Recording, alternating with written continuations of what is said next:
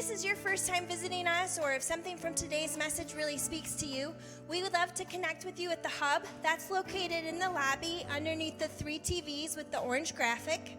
And there you'll meet one of our volunteers that can hook you up with some reading materials, some groups, and various other things that we have to help partner with you on your spiritual journey. And if you're viewing us online or you don't want to stop at a table, that's okay. We've created an online version of this called thehubtc.com, and you can log on to that, and someone from our staff will get back to you right away with any questions that you might have about who we are. Right now, I'd like to invite you to stand up. We're going to be singing in a few minutes with our band, but first, let's stand up and turn to your neighbor. Let's ask them this question. Who is your favorite underdog character from a movie? Thanks for being here. Hey everybody, this is Patrick, and I just wanted to say thanks again for watching our service today online and being a part of this community. Now we know that you might have some questions as you watch the service today and want to find out a little bit more information about who we are. And so we've created an environment for you to do just that. Simply go to startingpoint.today. That's startingpoint.today, and fill out that short form, and one of our staff members will reach out to you very shortly and answer any questions that you have about our church and about who we are. Again, thanks so much for watching. We'll be back at the end of the service today to give you a little bit more information, but we'll see you here in just a few minutes.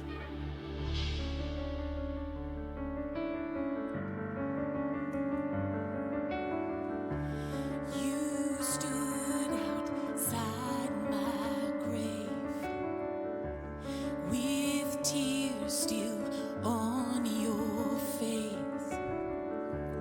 I heard you say my name, and my night was turned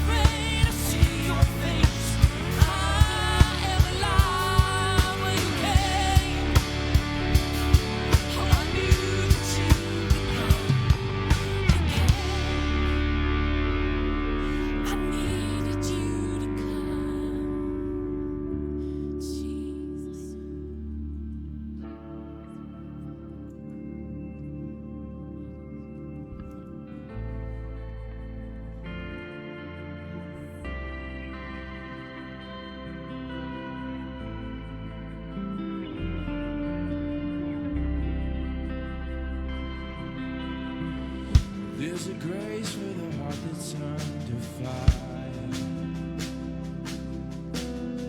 Another way when the walls are closing. And come what may with the space between where I used to be and this reckoning. I know I will never be alone. There was another in the fire standing next to me. There was another in the waters holding back the seas. And should I ever need reminding of how I've been set free, there is a cross that bears the burden where another died for me. There is another in the fire.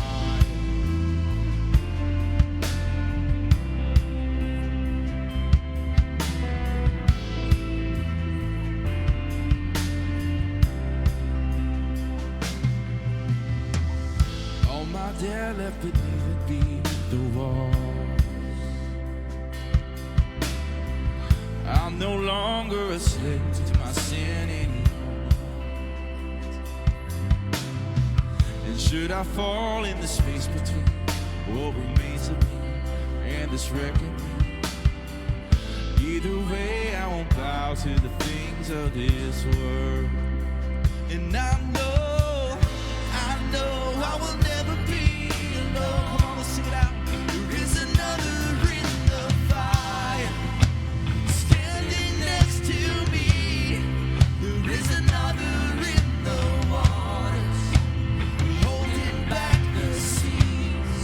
And should I ever need reminding, power set me free.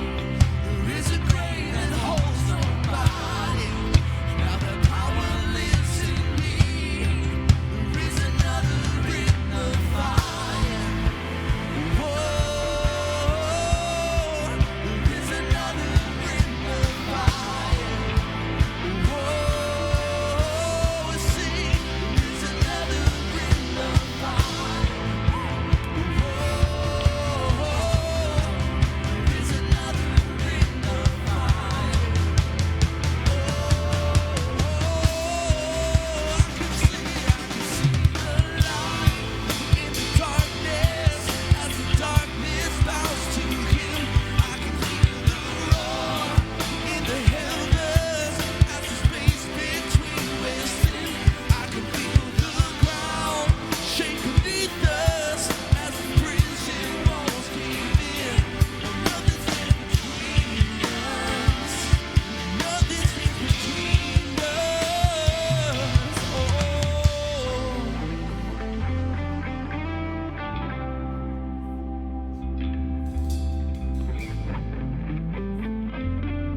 Let's sing this next bit together as a family. Let's lift it up. There is no other name but the name that is Jesus. Who believes that? He who was and still is and will be through it all. So come what may in the space between all the things unseen and this reckoning, I know I will never be alone. And I know I will never be alone. Be another in the fire. Come on. Standing next to me. There'll be another in the waters holding back the seasons. I know you ever need reminding. How could you bend to me? I'll count the joy come every back.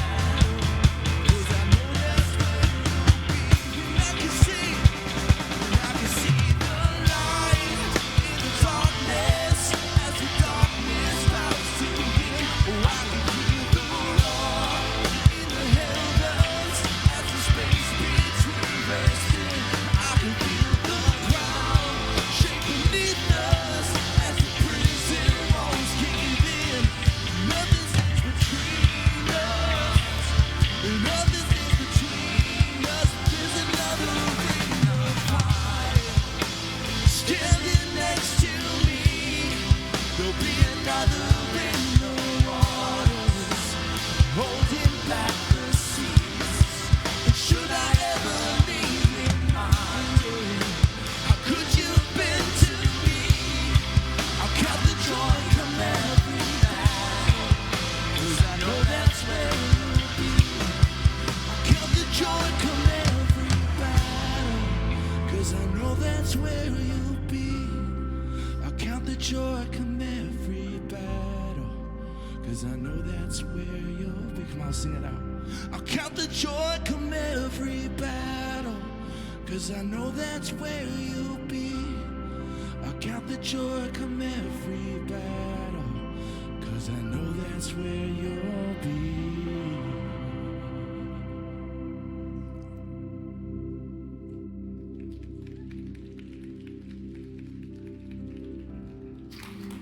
Hey, let me pray for us real quick. Father, we thank you that that is true. God, we thank you that no matter what we're currently facing, no matter what's going on in our lives, God, that we know that we're never alone and that you're with us. And so, Father, for the person who came today and they have baggage with them and maybe it's been a hard week or maybe it feels like what's in front of them feels bigger than them, God, I pray that you would remind them that you're not far away and that you're close. And God, I pray that over these next few minutes as we celebrate together, God, I ask that you would remind us what you did on our behalf, things that we can never do on our own. And it's only through you that we're able to do the things that you called us to do. In Jesus' name we pray. Amen. Amen. Thanks so much for singing with us. You can go ahead and have a seat. I'll introduce myself real quick. For those of you who don't know, my name's Patrick. I don't always sound like a frog, but today I do, so sorry about that in advance. Hey, I want to let you know real quick, today's a special day for us, actually throughout this entire month. I'm so excited because what we're going to be doing together is we're going to be celebrating some baptisms together today and throughout the course of the month. And so we've got a video story just to kind of capture the story of Cheyenne and kind of the way that God's been working in her heart and in her life. And so we're going to watch this together, and then we're going to baptize her right here in the middle. So let's watch this video together.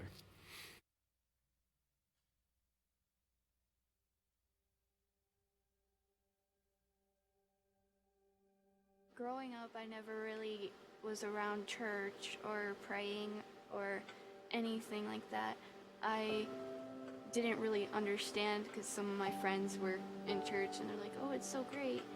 And I'm like, I don't know.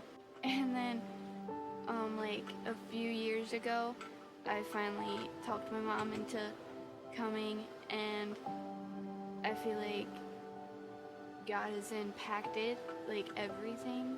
On a Sunday, we got home from church, and we were in the living room, and my mom was talking about how she got baptized like a few weeks before. My mom's like, you know what it means to get baptized, right? And I'm like, yeah, it means accepting the word of God and believing in him. I was sitting there thinking about it for a little bit, and then I turned to my mom, and she's sitting on the couch on her phone, and I'm like, I feel like I should get baptized. Before, I felt like everything was saddening, and I didn't look at things a happy way. Like, I'd be like, oh no, this is happening, it's gonna ruin everything. I can't do it. A few years ago when we started church and stuff, and then I started believing, I started looking at those certain things as in a happier perspective, and it changed, and I thought it was like super great. I'd like to thank Linda because she's changed my perspective. Also Tammy, she has also changed the way I look at things. And my mom, because she's helped me talk about God and changed everything and helped me through things.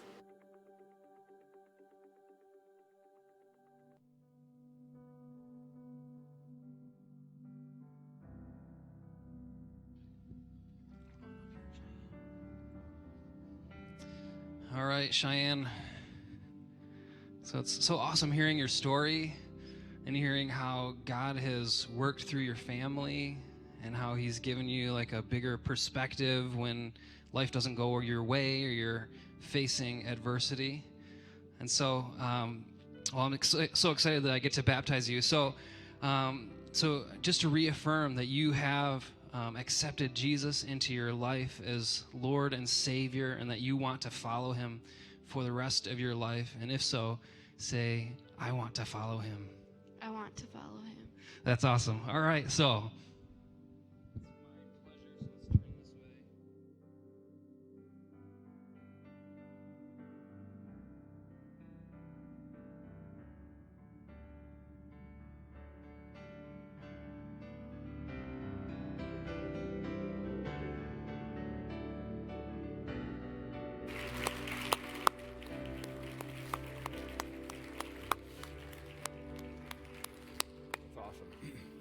I love Cheyenne's story, and I love Amy as well. Some of you know this. If you have kids, do we have anybody with preschool age kids in the room? So Amy and Cheyenne both serve back there, and Amy's been my son's small group leader now for a while, and it made such an impact on their lives. And I just wanted to say to you guys, we love you so much.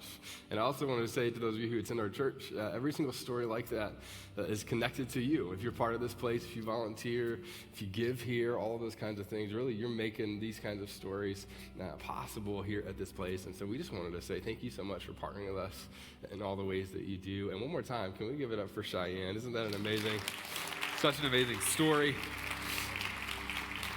Cheyenne, we love you so much. That's amazing. As I said, for us, we believe that every single story, every single person that attends our church is really connected to each other. We're intertwined together if you're a part of this place. And the other thing that's interesting about our church is we really work hard to create a place for people who have questions about faith or have questions about God, or if you're kind of on the fence about things, or if you might believe in spirituality, but it's kind of a distant thing. And so I want to say, if that's you and you're here and you have questions about faith, you're at the right place because you're amongst a group of people who are asking similar questions and who feel a lot of times the same thing that you have felt as well. And I just wanted to say again to those of you who are part of this place, thank you so much. Thank you for partnering with us. You're going to hear more of those stories. How many of you heard Bill's story last week? Anybody hear Bill's story last week? Wasn't that amazing? I feel like we should give it over to Bill too. That was amazing, such an amazing story. And so I just want to say thank you for partnering with us. Thank you for giving. Thank you for volunteering. Thank you for being a part of this place. And so today what I want to do is I'm going to invite our ushers to move forward. We're going to receive our offering today. And for those of you who come to our church, a lot of you give, and you've sliced off a portion of your income, not just to give to some random things, but really to give to life change here. And so again, we want to say thank you so much to doing that. And so if you haven't given to our church, or if you haven't given to our church in a while, there's a few ways that you can do it. You can always text the word Kensington to the number 77977. You can follow all the prompts there. You can give in less than 10 seconds on the Kensington app, or you can give at kensingtonchurch.org/giving. And I always like to tell people, a lot of people attend our church for a long time before they step out and either give or volunteer or serve at this place. And so I always like to invite you, if you've been attending our church for a while, maybe a couple of months, maybe several months, and you've been dating us for a little bit, but at some point somebody asks you what church you go to, you just let it slip out that you attend Kensington. That's awesome. Maybe we should just go ahead and at least get engaged. We won't get married yet, but we'd love for you to join us, though, in our mission and our journey, because this place is really about coming together and being a part of something that's bigger than ourselves. And so everything that we do here is interconnected in that way. So thank you so much for joining us in that. The other thing I want to let you know about is we have Render coming up. If you've never been to Render, Render is one of my favorite things that we do. It's coming up August 21st. We'd love for you to be a part of that. It's a great opportunity for you to come, be a part of a place that's really like almost a smaller group of people that come together. We'll sing together. There's a short message-ish. And then you get to meet people in a smaller setting. It's a little bit easier to meet people at Render, so we'd love for you to come and join us for that. Again, that's August 21st. And then all the guys in the room, wanted to let you know that we have our men's breakfast coming up at 8:30 on September 7th. This is amazing, not just because we have pounds and pounds of bacon, even though that makes it really helpful. Am I right? That's right. That was so masculine. That was so good. Not my part, but your part was. It was great. So we'd love for you to join us. You got great speakers coming to this. And really, it's a great opportunity for us guys just to get together, meet other people, hang out. And again, I really think this just bacon. I don't even think there's any other food. I think it's just bacon. So you should come and be a part of that. And the other thing I want to let you know about, and this is one of my favorite things that I get to talk about, we love talking about this, is we have what we call school partners at our church. And both locally and then across all of our churches, we work to make an impact in our local schools. And so when you give here, you're giving to make those kinds of things happen. But we also have several volunteers, about 45 volunteers that attend our church that slice out an hour of their week during the school year to go and attend a lunch with kids at one of our schools here who really needs mentors. There's a lot of kids there that just need mentors in their life. And a lot of you are part of that. A lot of you do that. And then downstate, we have a version of this as well. So we're going to show you a quick video, a little bit about school partners. And then I'm going to come back and invite you to be a part of something here in just a minute. But I'd love for you to watch this video first. Let's watch this together.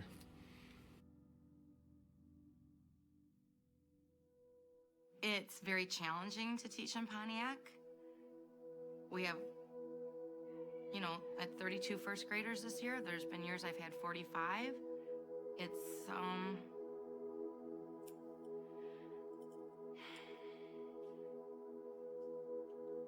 It's a struggle. And there's just a lot of pain that comes through the door every day. And I try to approach it with a happy heart and with prayer before school.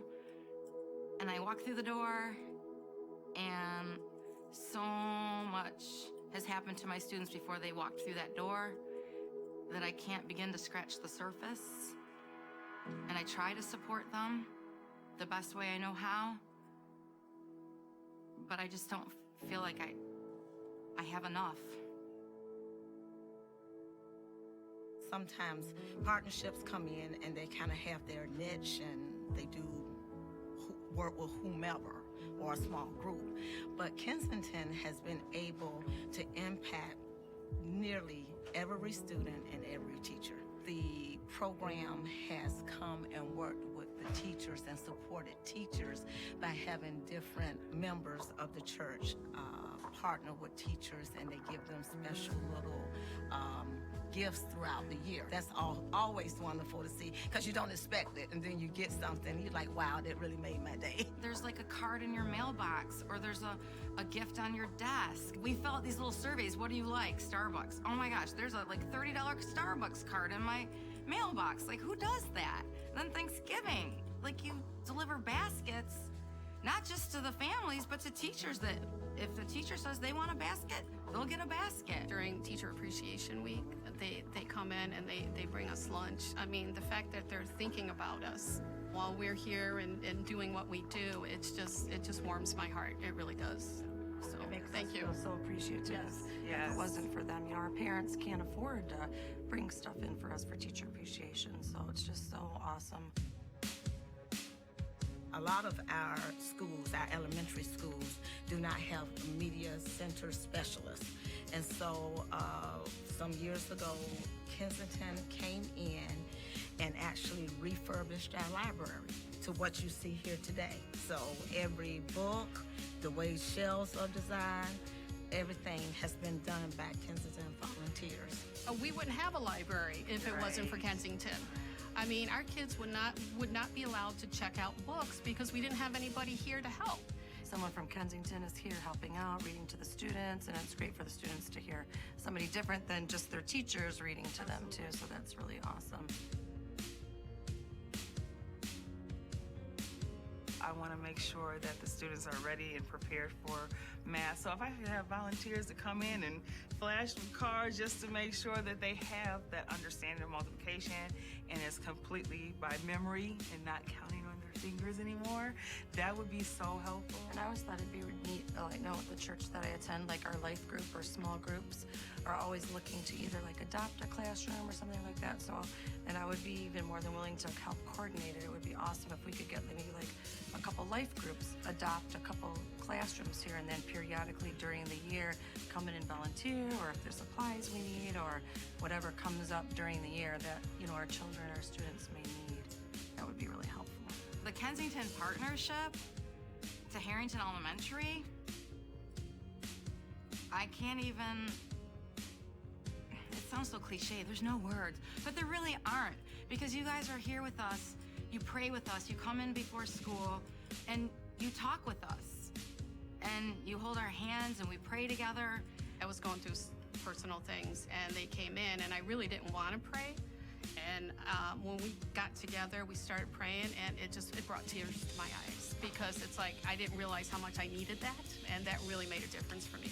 So it really did. The presence of them being here, saying hello, how was your day, and oh, I heard you were getting married, and give me a tap on the back. So all of that plays a part just in how our culture is in this actual school. It's such an honor and a privilege to be here and watch you guys, how you love and you care for your students, and how you have to go above and beyond every single day, but you do it willingly and lovingly. And for us to just be able to come around you guys and to be partners, true partners with you guys, it's truly an honor. You guys are awesome. We love you so much.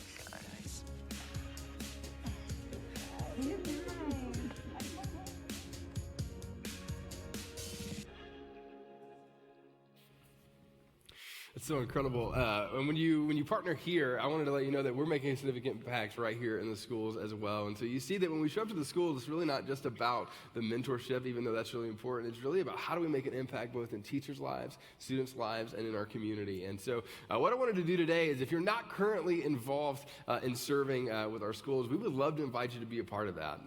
No matter what kind of area of life you're in, walk of life you're in, no matter how busy you are or schedule, we have people from all different types of their lives being able to serve in these capacities. And we'd love for you to maybe join us in that, or at least consider that. And so in the lobby today is Brianna Motley. Brianna Motley heads up our school partnership program here at our church. And we would love for you to go out there in the lobby and partner with her or talk to her if you're interested at all in joining us in that. And then the last thing around this that we're super excited about is throughout August, we're also doing a supply drive for students who may not have the resources to buy school supplies here at our church. And so what we're going to ask you to do over the course of these next few weeks is we'd love for you to partner with us and just bring in school supplies, and then we're going to distribute those to students in our area who are in need specifically of some of those supplies. So you can come in with a backpack full of supplies. That would be amazing. I think that's what our family is going to try to do. However it is for you, whether it's colored pencils, we have a whole list for you.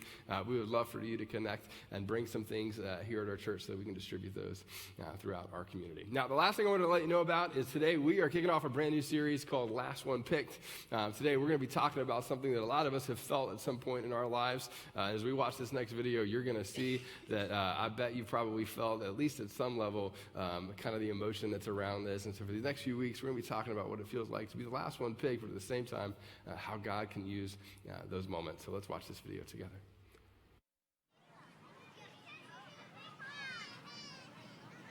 Jackson.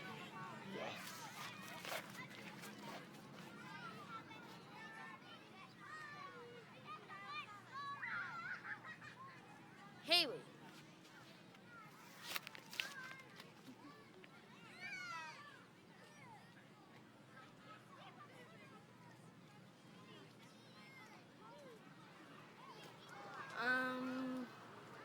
Lucas. Fine. Tyler.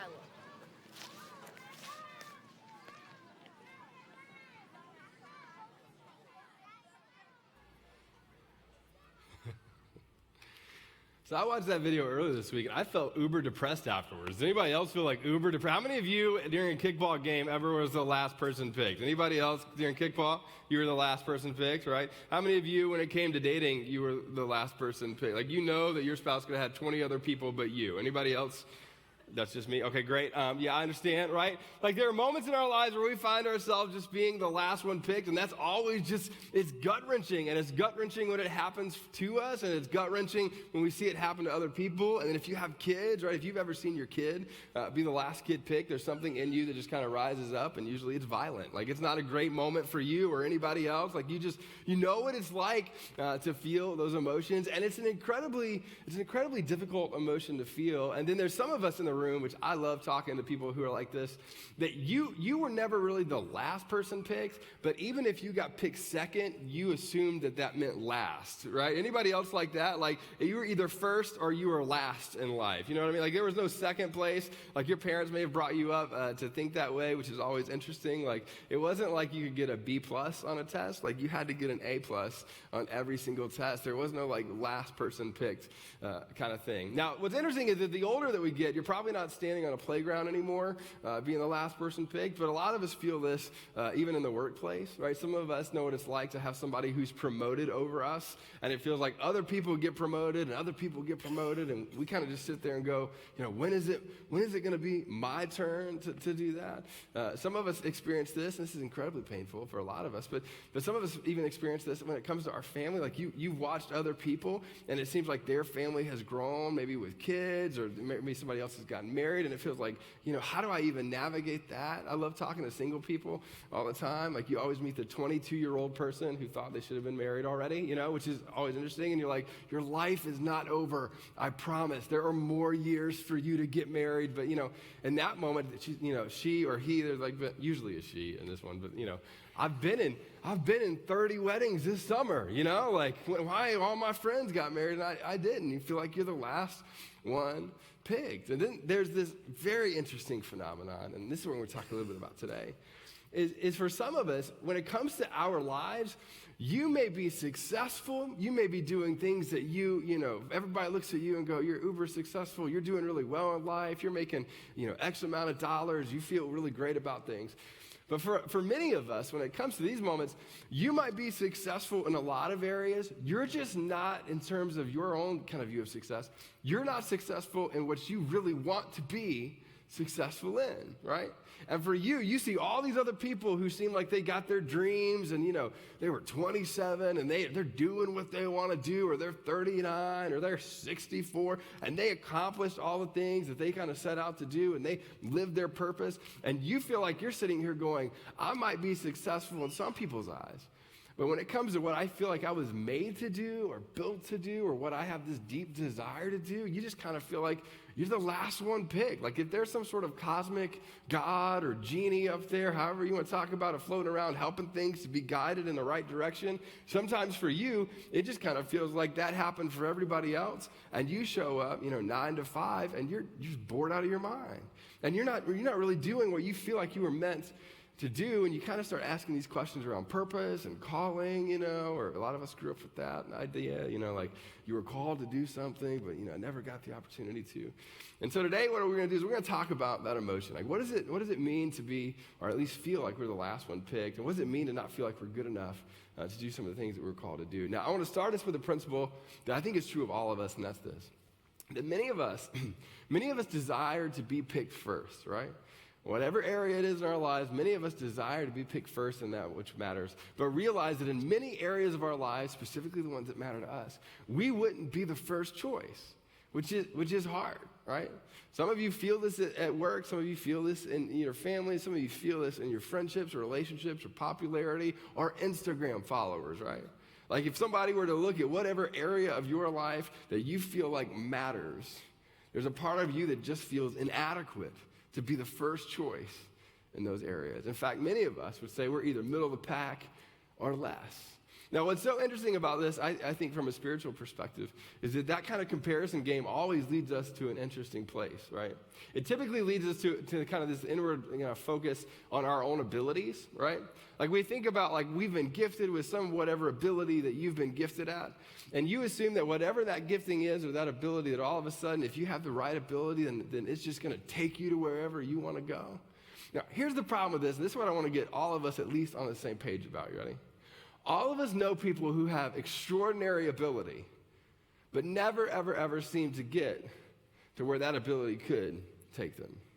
Now, what's really, really hard, and this is what really bothers many of us, is a lot of people have seen that, and then a lot of us kind of recognize that then there are people who have inability, right? And they seem to sometimes go further, and we're not exactly sure why. And it really, really, really bothers us, right? Especially like in the workplace. You ever notice this? Like you see somebody who seemingly has less ability or an inability to do whatever those things are, and they get promoted around you, and you just get frustrated by that. You get angry about that. Or you would never use this word, but you would get jealous about that. And then to make it even more complex, and especially when you look at the scriptures, this is always very interesting. And when you see this word, it immediately has a lot of connotation. So I want to unpack it for a second. We know people with ability, we know people with inabilities, but then we have people that also have disabilities, right? Now, we immediately go to a myriad of sort of things, but I would say disability is something that most of us have, right? Things that you weren't born with, and in some ways kind of feel like maybe for you, it like holds you back that you didn't have any control over, right?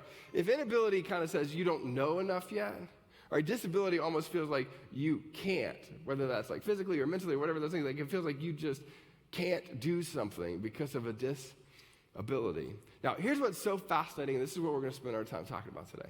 When you read through the scriptures, when you read through the Old Testament, when you read through the New Testament, I don't miss this. More times than not, the characters of the scriptures that we look at who do extraordinary things tend to live in this camp when it comes to being used by God. In fact, oftentimes, they're not even kind of used in the places where they would say that they have the abilities. Almost like God calls them out in the spaces where they have inability or disability and then pushes them out in the world and say, hey, you have abilities, those are great. You have those things that you're naturally whatever, that's great. But I'm gonna magnify what I'm gonna do in the world through your inabilities and your disabilities. And it's from that platform that I'm going to choose to use your life. Which is always so fascinating to me. Because I've never met anybody to date. I'm sure they're out there. It might be you because you're, a good person, much better Christian than me, I'm sure. But I would say, like, there's probably some people out there that maybe think this. I've just never met them. People who would go, like, here's my greatest weakness in either inability or disability. And I am comfortable knowing that that's the platform that God may use to make the most significant impact through my life. Right? That's the place that God might use it. Now, the reason that I want to talk about this today is because I think, again, throughout Scripture, we find that happening over and over and over again. So what I want to do before we even jump into this, and it's going to feel a little bit awkward to a lot of us, and I get it, but for just a minute, right, I want you to be kind of inwardly reflective. And I want you to think about what you hope to do, just for a minute. Like, if you could think about, if you fast forward through your life, or you hope to accomplish one day, or what you hope to kind of dream about, or what you daydream about. And then I want you to think about that, and then I want you to think about one specific inadequacy that you have that's connected to that. Can we do that for a second? Like, what is it that maybe you feel like you hope to do one day in your life, these kind of future dreams, or you daydream about? And then what is it, right, that makes you feel inadequate in those areas? I want you to think about that just for a second. You got it? Some of you are like, yeah, I got a whole list. I would have a whole list, right? That was me, right?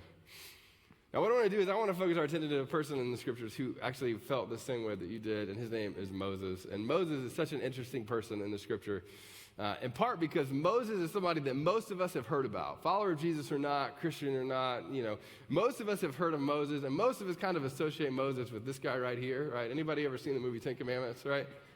Can we just talk about how, like, this is a white guy with an amazing beard, and he's very muscular. Am I right? Like I would follow this guy just about anywhere. He's like the original Gandalf, except he's a lot more like, I won't use that word. He's awesome, right? He's a kick-butt guy, right? So you look at this guy, and you're like, wow, like, is that what Moses looks like? And I would just say, no, look at me for a second. What's interesting about the stories that we have of Moses is the stories that we typically look at in Moses that we kind of stand in awe about, they don't look hardly anything like this, right? Let's go to the next one. Moses is kind of a different breed altogether in terms of the famous stories that he's connected to, right? Let me tell you a little bit about this. We're going to be looking at Exodus chapter 4, talking about Moses. But Moses, at the time that we're going to pick up in this specific area, this guy was 80 years old, right? Now, you think about, Charlton Heston, right? If you take him and then you connect that, like, aging app to him, then maybe we would get close to what maybe Moses was like, right? Moses was a lot older. The other part that a lot of people don't realize about Moses that doesn't get told, like, bedtime stories, is he was a fugitive at the time wanted for murder, right? In some ways, he had been on the run for years and years and years. He'd been living in hiding at this point for about 40 years, now at the point that we're going to pick up in the narrative. And then all of a sudden, his purpose in life gets aligned with something that feels like one of his greatest disabilities. And we use the word disabilities, not inability, but disabilities with him, right? God appears miraculously to Moses and gives him this mission, and he gives him this call. And essentially he looks at Moses and says this: you are my first choice for this purpose specifically in the world. And what he's calling Moses to do is to go to one of the most powerful people in all of the world and speak up and speak truth on behalf the God of the universe. Now, this is what's so funny to me, is that Moses wasn't a guy who enjoyed talking, right? And we're going to discover this in a minute. He didn't only have a speech impediment. It wasn't even just like a stuttering thing. Moses had trouble saying words. He had a physical disability in terms of being able to speak. And we have this like interaction between him and God, which I love. It's like God shows up and is like, hey, this is what I'm calling you to do. I'm calling you to go out. I'm calling you to speak truth on behalf of, me, the God of the universe. And I know, I get the whole thing, but you're going to go. And Moses' response to God in this, which I love, is like, wait a minute, who am I? Which I love this question. Because the question isn't just who am I? The question is like, are you dumb? Do you not know that I can't really talk well? Like, of all the people that you could have picked, now don't miss this, of all the people that you could have picked, you chose me to go do that. Now let me just put this in perspective for those of you who are basketball fans. Do we have any basketball fans in the room? Anybody? Yeah, that's fantastic, right? So let's do it like this. Let's just say that you are 4'7", right? And the God of the universe looks at you and is like, you know what? You are fantastic. Look at you, 4'7". You're going to rock this. I'm calling you to go play basketball, and you are going to go play LeBron James. Do we like LeBron James around here? We like LeBron James around here. That's fantastic, right? You're going to go do this. Of course the response would be like, wait a minute. What? Like, who am I to go do that? Of all the people that you could have picked, and there are a lot of people, and by a lot of people I mean all the other people on the planet, why is it that you choose me to go do this thing? Who am I to go on behalf of you, on behalf of all of these people, and speak up to the most powerful person in the world at that time, and speak truth to power in that way? Now I want to read you the conversation because I think it's so powerful and it's so beautiful. Here's what it says. It says this: Moses says to the Lord, says to God, pardon your servant. I'm so sorry. Hold on one second. Just give me a second. I have never been eloquent, neither in the past, nor since you have spoken to your servant. I am slow of speech and tongue. Now, in the Hebrew, which this was written in, it's not just slow to speak and tongue. What this actually means is like he has a heavy tongue and like really can't pronounce in that way, right? It's not just like, oops, I stutter sometimes. It's like I have trouble speaking. Now, my favorite part of this particular passage is this. He's reminding God that God should know in the past that he's already proven himself not to be good at this thing. He's like, look, I have never been eloquent. I've never been a person who would stand up and speak in the way that you're asking me to speak. Neither in the past nor since you have spoken to your servant. Because I have, and then he's highlighting my disability that I haven't been able to come. Now, I love what happens next because this is one of those really awkward moments in the Bible where you have God interacting with humanity in a way where it almost feels like God is sarcastic and he's straight out of The Office, right? Which I love, right? Like if Jim Halpert, maybe it's a really good illustration. If Jim Halpert for a second had that beautiful sarcasm that God was about to use in Exodus, that's about what's about to happen. Look what he says. He said, the Lord says to Moses, wait, who gave human beings their mouths? And I, at least for me, I feel like then he just kind of waits, Who? Remind me. No. Let me put it to you this way, right? Who, right? He goes on, he says this, who made them deaf or mute? Come on, remind me. Who's the powerful one in this relationship? Who is it? Is it you? No, Moses. And he goes on. Who gives them sight or makes them blind? Now, this is fascinating, and for some of us, this is really going to tweak at our theology for a second. The God of the universe, I don't miss this, the God of the universe is flipping the paradigm on its end and saying, look, you assumed that the disability that you have, or your inability that you have, goes against my purpose for the world. Why would you assume that I would not be in what you view as broken? Why would you assume that what you view as weakness would disqualify my power through you? And so he gives these series of rhetorical questions in some ways, and he comes back to this. Is it not I, the Lord, the all-powerful God of the universe? Which I feel like Moses is kind of like, yes, sir. Yes. Now, I don't want you to miss this because this is one of the most powerful parts in all of Scripture. He says this. Moses' inability, right, and disability weren't a limitation for this particular purpose of God in the world. They were a qualification for God's divine purpose. That God looks out and says, here's what I'm about to do in the world. I'm about to, ignite freedom in a way that this whole group of people have never seen or even experienced. And I'm going to do it through one who has a disability in some ways to be able to speak in that way. Now, here's where I want to flip it. Are you ready? This is what I'm saying. Some of you, in terms of yourself, you view your own limitations in terms of like weakness, struggles, things that you don't feel like you're good at, things that you don't feel like you have the capacity to do. And yet there's these moments of nudging that just feel beyond you, where it feels like God is calling you into something to do, and you either don't feel worthy or capable of doing them. And you haven't. You've just paused. You've just stopped. You haven't done those things. And what God says next to Moses, I think, is so powerful because he outlines how it works and how he moves. He says this. Is it not I, the Lord? And he says, now go. Go. I will help you speak and will teach you what to say. As if to say, look, you assume that it was all on you. And if you assume that it's all on you, you're gonna miss this part of it. Because I am here to come alongside of you, and I will give you the words, and I will carry you, and I will be the one who uses you, and you are the vessel by which I will use. Your disability, your inability, the things that you feel like are limitations and weaknesses are not weaknesses to the God of the universe. Why? Because the all-powerful God of the universe chooses oftentimes to move through our weakness. I love this. You summarize it like this. That God will give Moses what to say, and he will be with him every single step of the way. Now, this is part of the reason that I love reading the Scriptures, and if you haven't read the Bible in a long time, I think these are some of the reasons that you should. Because what happens next is you almost want to just end the talk right there and say, and then Moses left, and then he followed God, and an all-powerful something came over him by himself, and he spoke up, and all of a sudden he sounded like Morgan Freeman, and he did it.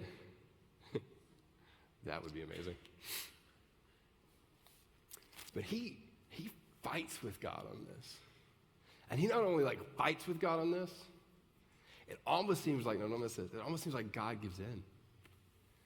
Because what happens next is look, there are other people that are more talented than me, that can speak better than me, and he points to somebody else. And then it says this, which nobody likes to talk about in church. See, it says, God got angry with Moses. Why did he get angry with him? Not because Moses had these inabilities or disabilities, but because Moses didn't trust God to move through his weakness. And you almost find this moment where God gives in and says, okay, you can take the other person with you, and then he almost sternly says, and he will be your mouthpiece. And now, again, this is just how I read it. I think it's so interesting. As if to say, Moses is going to stand there, this other guy is going to stand here, and this other guy is going to be the mouthpiece for Moses, not because Moses can't do it, but because Moses didn't trust God to do it through him fully. Now, I find it interesting. The God of the universe, I don't think, there's some people push back on this. I love it when they do, and we'll have coffee and we'll debate it, and you'll probably win, but I don't know that God forces us like that to do it anyway. I think more times than not, God invites us to be a part of his purpose in the world. And then in some ways, you see this all the time. You see people go, I don't know if that's for me. Or I have this insecurity and they step back. Or I have this fear and I step back. Or I have this thing that I view as a weakness, and so I don't engage in that way. But God gets it done with or without your submission. I think in some ways, don't miss it, you get the opportunity to choose. Are you going to be the one who is like Moses standing there with all of the weaknesses on display and God using and moving through? Or will you in some ways be Moses standing here next to the other person that in some ways God is using to be the mouthpiece that could have been through Moses? And that's tough. And when you get to the end of your life, whenever that is, and you look back, the question of am I the person that submitted my life to God, and don't miss this, and trusted God with all of my insecurities and doubts and questions and, all of this kind of stuff. And I said, all of my weakness on display, God, you take it and you use it if that's how you see fit. Are you the person who says, I don't know if you can use me in that way, so I'm going to pause and watch as you use someone else to be my mouthpiece. I put in my notes, I said it this way. Our deepest insecurity is a platform, not a problem for God. Which means when you hear stories of people who live in their weakness and all of a sudden they come out on the other side and they're like, I don't know how you did that. And if you're really honest, you see people who are used in extraordinary ways, you go, I don't know why God used you. You know what I mean? Like, I saw you in high school. I know what you did. You have all these kinds of things. And you watch and you find somebody fully submitted, and then it almost feels like their weakness is made whole, but not through them, through something else. That is a powerful thing. And so I was thinking about this for us today, and I was really praying, like, how do we talk about this for you? Like, how do we get this going to where you not just see, like, Moses' story, but you go, like, there are things that God has put in your heart to do that maybe you've paused on or not moved forward on or not, thought about. And so what I'm going to tell you to do is when you have that inadequacy and that dream in your heart, what I want you to do for a second is I want you to think about those again.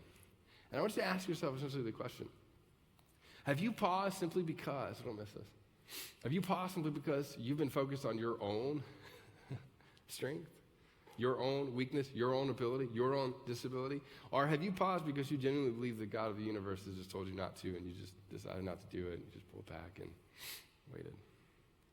Because I think if you did that, and don't miss this, here's what's sad about it. If you did that and you've paused out of thinking that God can't use you, the problem is that God, I don't think, is not going to get his purposes accomplished. The problem is that you might miss part of the best crazy faith moments of your life.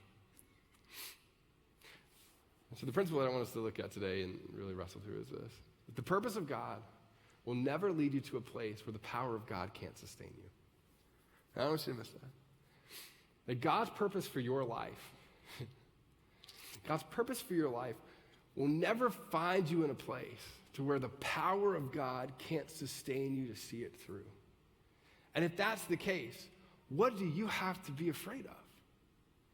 And if that's the case, with your full weaknesses on display and your struggle on display and your inability and the things that you don't know yet, or even the things that feel like a disability to you, with all of that in full view, the question becomes, do I trust that the God of the universe can actually move in and through me to make a significant impact in the world? Because what God says through this narrative with Moses, throughout the scriptures are this, that when it comes to what God says and what God's promises, God's saying, look, I've chosen you to do something. That there is a specific purpose for your life, for my life. They're not disconnected. That God has chosen us and has called us to do something here for the betterment of others. And not only that, and this is hard for some of us to get, but God designed you the way that he designed you, right?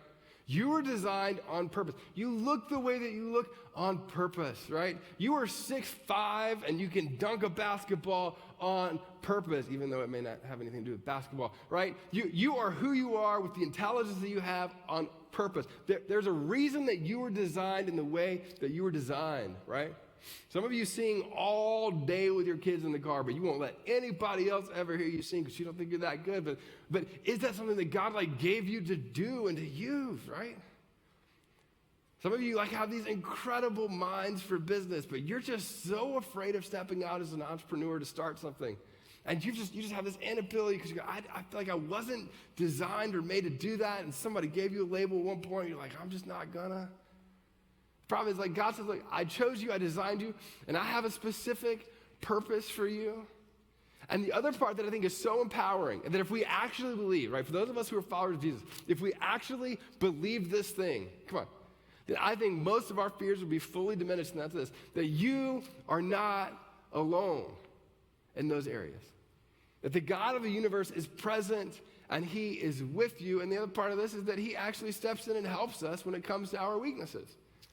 That he helps us do what he's called us to accomplish and to do. Now, I wrote these out. I was thinking about this week.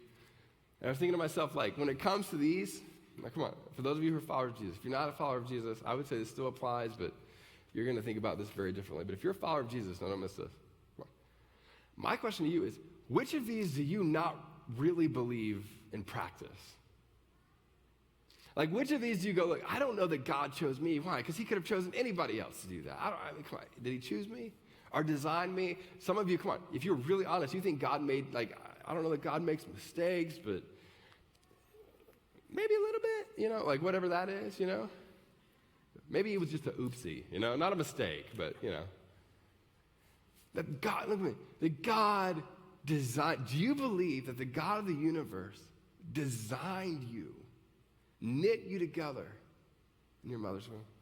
That he actually has a purpose for you, now don't miss this, and a purpose for you that doesn't suck, right?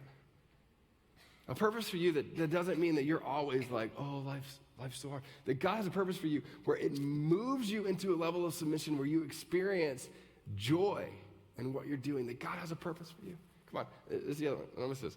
And I love talking to agnostics. I talked to so many agnostics this past week. It was so much fun for me. They'll say things like, and I love this, God might be out there. He's, they're very spiritual, but like that's out there. He's not involved. And I go like, I know Christians who act like agnostics all the time, that maybe he's out there, but he's not necessarily like involved. My question is, do you believe that you're not alone, that the God of the universe is actually active in your daily decision making? Because this is a critical component to experiencing purpose in your life. Because if you believe that God is absent or out there or way out there, or maybe he'll get involved, but maybe not, if you believe like that sort of thing, of course you'll be scared with all of your inabilities and disabilities. Why? Because you have inabilities and disabilities. You need the God of the universe to be active, to be a father. You need the God of the universe to be active when it comes to work. You need the God of the universe to be active in all the areas of your life that matter, because you know there's a gap between where you are and where you want to be in so many of those areas. For those of you who are followers of Jesus, which of these do you not practically believe? So the two questions that I want you to kind of wrestle with, and I'll be honest, I love praying these prayers. I prayed that you would like stay up all night thinking about these. I pray that you would not sleep this week thinking about these. You're welcome, especially those of you who have young kids, right? Here you go. What would you attempt if you were convinced that your inabilities or disabilities, whichever one you want to put there, were an opportunity for God to work? Were actually an opportunity for God to move in your life? And the second one is, what would you attempt if you were absolutely certain, I don't miss this, absolutely certain, that God were with you and he would not leave you? What would you do? What would you do, I don't miss this, if your full vulnerability were on display and your weaknesses and your brokenness and all the things that you weren't great at and all that were on full display?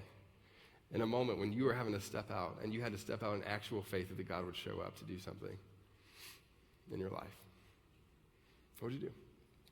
Now, I'll tell you a quick story and we'll wrap up. And I've never told this story before, so 9 o'clock crowd, you get it first. Are you excited? You're kind of like, some of you are like, I'm not sure yet. We'll see about midway through. A lot of people don't know this. When I was a kid, I grew up in church. Not everybody wants to be a pastor when they're 9 years old. I did. I wanted to be a pastor or an Atlanta Braves baseball player, and I think we both knew anyway. But God could have shown up. Anyway,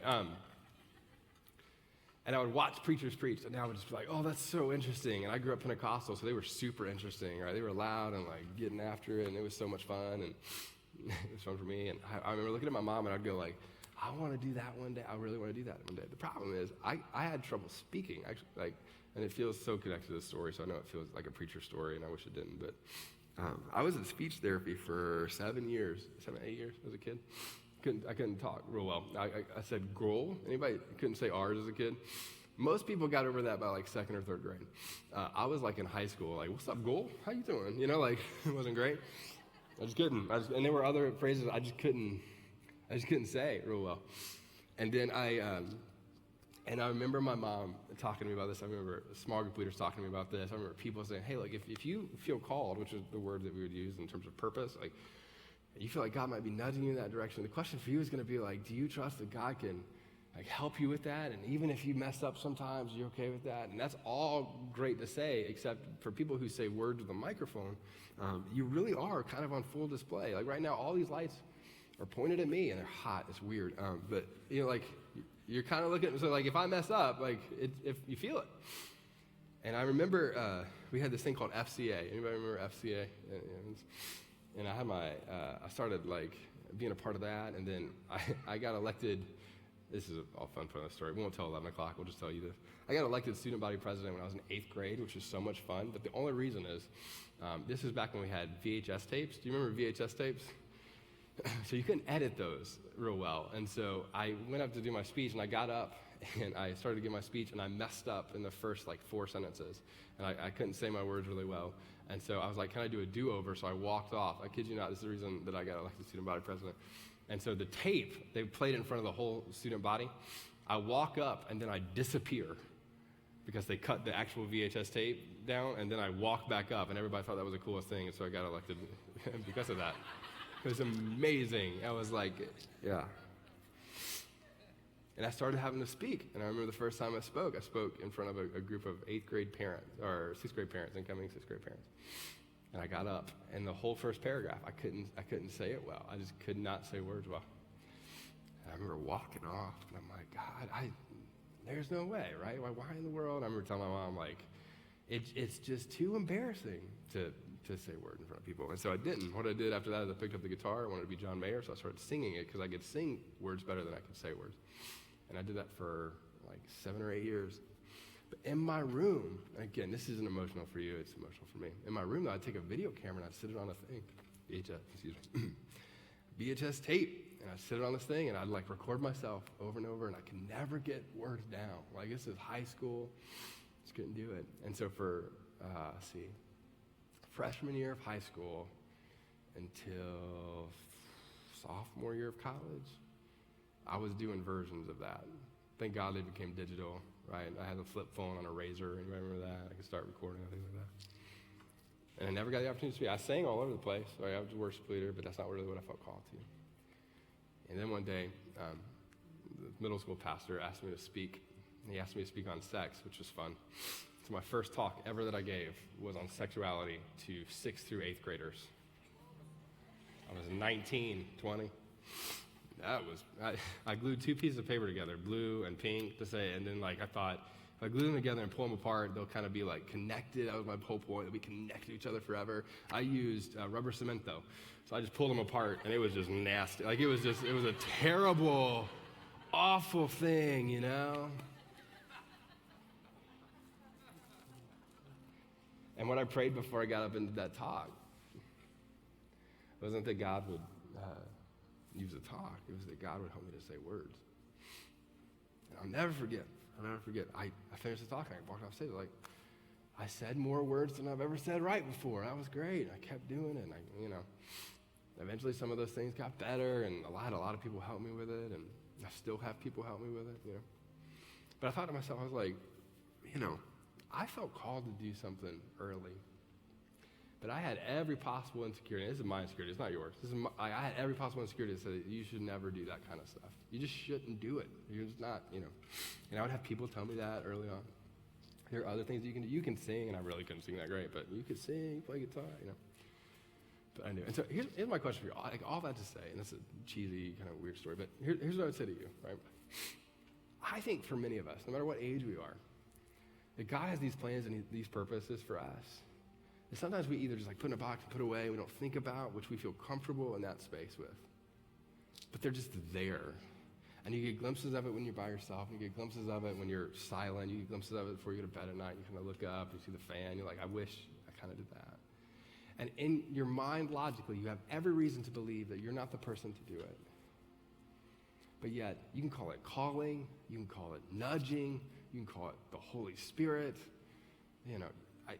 Those are the ones that I would say. You come up with other ones, I guess. But the question isn't about that. The question for you is, do you trust God to put your weakness on display, to bring glory to himself through you? Some of you have a nonprofit thing, and in every possible way, you're like, I don't know how I can afford that. I don't know how I can step out on that. What does this mean for my 401k? What does this mean for da-da-da-da-da? But you know that the God of the universe is nudging you in that direction, and he's waiting on you to take a step of faith. And it isn't that you just throw away logic. It's, I'm going to take all of that, I'm going to move into whatever that space is and trust that you do it. For some of you, like, this is a way, it can be as small as what we talked about earlier with kids. Like, you take an hour a week in your lunch break. You're like, well, that means that I might pass up on a promotion because I'm not at work as much, or how do I do this with kids at home? And you're like, that feels like a small thing, but you know that there's a kid who needs you to show up weekly. And you're like, but I'm an introvert. I don't even like to talk to kids, right? But there's this nudging in you that's in that direction. You're like, what is God asking you to do? And where I would have you go kind of digging is, where do you find yourself saying no? Where do you find yourself saying, that's not me, that's not what I'm gifted, that's not it? Where do you find yourself in those spaces? Because I would tell you, come on, that God might be wanting to use those things to do something that's so far beyond your comprehension. But at the end of your life, you'll be so grateful that you took that step out in faith. And so I said this earlier in the talk. I want you to remember this, right? And that's this. That the purpose of God, right, will never lead you to a place where the power of God can't sustain you. And if you're a follower of Jesus in the room, the question is, do you believe that? And will you trust him? And if you're not a follower of Jesus in the room, here's what I'm going to ask of you, right? You know the same tension that I'm talking about. And my question for you is, how long have you been kind of trying to wrestle that tension on your own? And if you haven't wrestled it down yet, and I'll miss this, my question for you is, when will you just say, I'm going to explore other options other than my own strength? That's what I would love for you to at least wrestle down. You don't have to, there's no weird prayer in that. I'm just asking you today, where do you need to go? I've been trying to do this in my own strength, and it's not working. And if that's the case, am I willing to explore other options? Specifically, I'd love for you to explore Christianity. Because God makes massive claims about you and your life. And if those are true, you could be missing it altogether trying to do it on your own.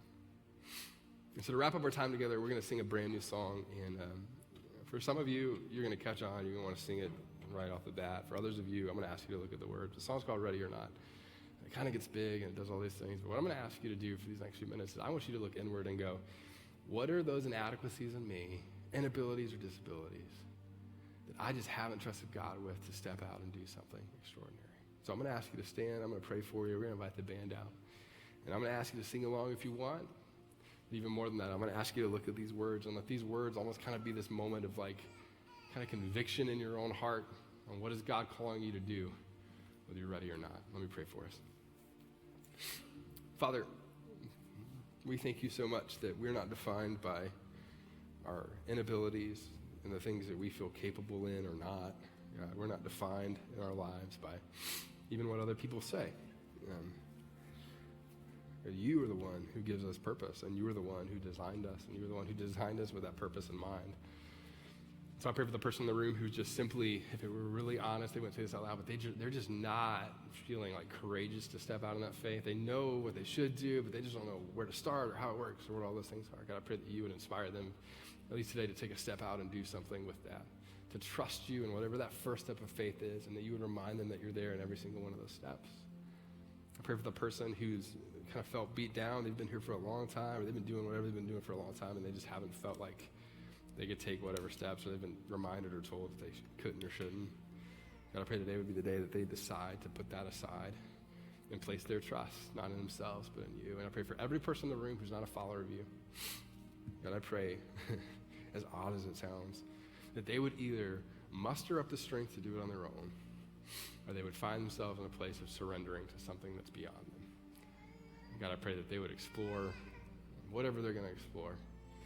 God, I ask that they would start here with Christianity, and that you would remind them that you're not a distant God, but you are actually close and involved in their lives. In Jesus' name we pray.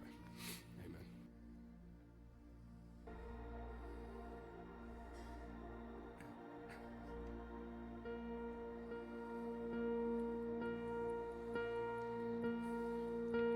Come now, as you are, as you want to be. Are you ready? Are you ready? Come now, tired, broken, scared, or just in need. Are you ready or not? It's alright, take your time. If nothing else, just come.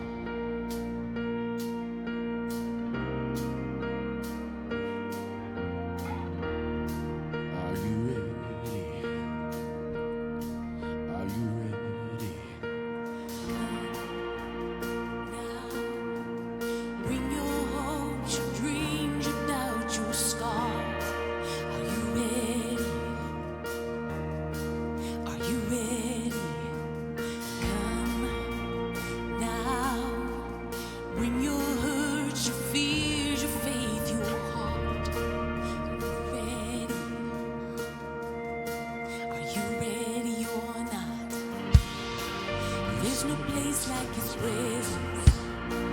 There's no time like the now. Everyone's you with three of us. Count 'em in here and now. He welcomes the broken. He's alright with your past. He's not mad at any one of us, but he waits with open arms.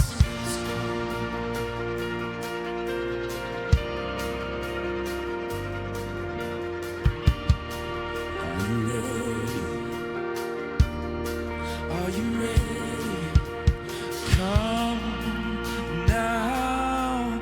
Leave your inhibitions at the door.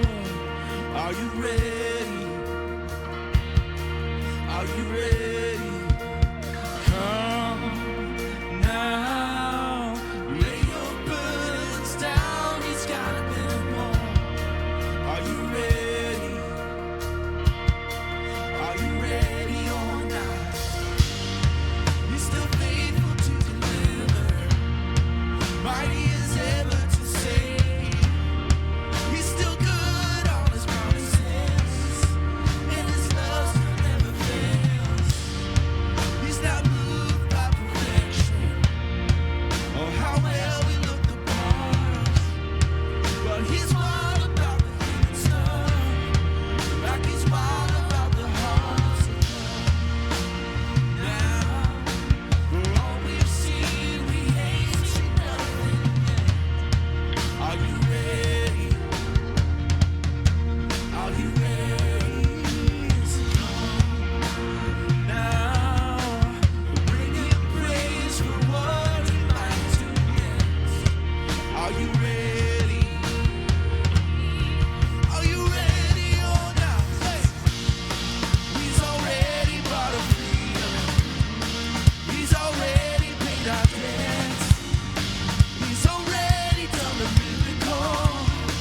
He's already conquered the death. He's our light and salvation. He's a rock solid hope. He's already done enough for us. He's already doing more. He's already seen the ending. He's already seen us through. He's already breaking out in us. He's already on the move. He's already won a battle. He's already paid the way. He's already gone ahead of us, and he's ready when we are. Now, for all we've seen, we ain't seen nothing yet. Are you ready? Are you ready? So come now, bring him praise for what he's gonna do next. Are you ready? Are you ready or not? Come.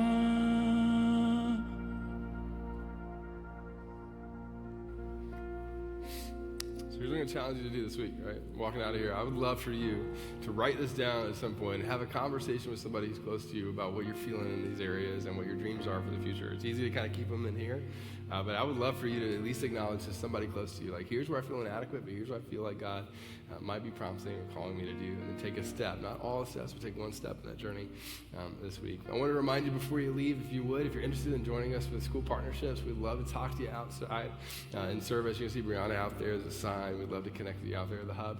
Also, if it's your first time, we'd love to meet you as well. And so out in the lobby, there's an area called the Hub, big orange signs. They're on the TV. We'd love to meet you out there. I'll be out there in a few minutes. We'd love to meet you as well. Again, thanks so much for being here. We'll see you right back here next week for part 2, the last one picked. See you soon. Thank you so much for watching online. We hope that you enjoyed your experience with us. We're so glad that you decided to join us today. I also wanted to challenge you, just like I challenge everybody here. I'd love for you to write down maybe what that inadequacy is, and then maybe for you, what do you feel like God's calling you to do? You can comment that below, but we'd love for you to talk to somebody about that. Maybe it's a friend online. Maybe it's somebody in another state that's moved away, but you feel close to. Maybe it's time to re-engage with those relationships. And take a step out, but you need to tell somebody what those dreams are, maybe where you feel inadequate, and have somebody challenge you forward and taking those steps. The other thing I want to let you know, if you're not currently following us on social media, we'd love for you to do that. We're on Facebook, Instagram, and Twitter, and those are really the best places to find out more information about our church, all that's going on around here. And if you're here in Northern Michigan, we'd love to see you live. It's a great experience online. It's even better in the room, so we would love for you to join us here for one of our services here in Traverse City. Again, thanks so much for watching. We'll see you right back here next week.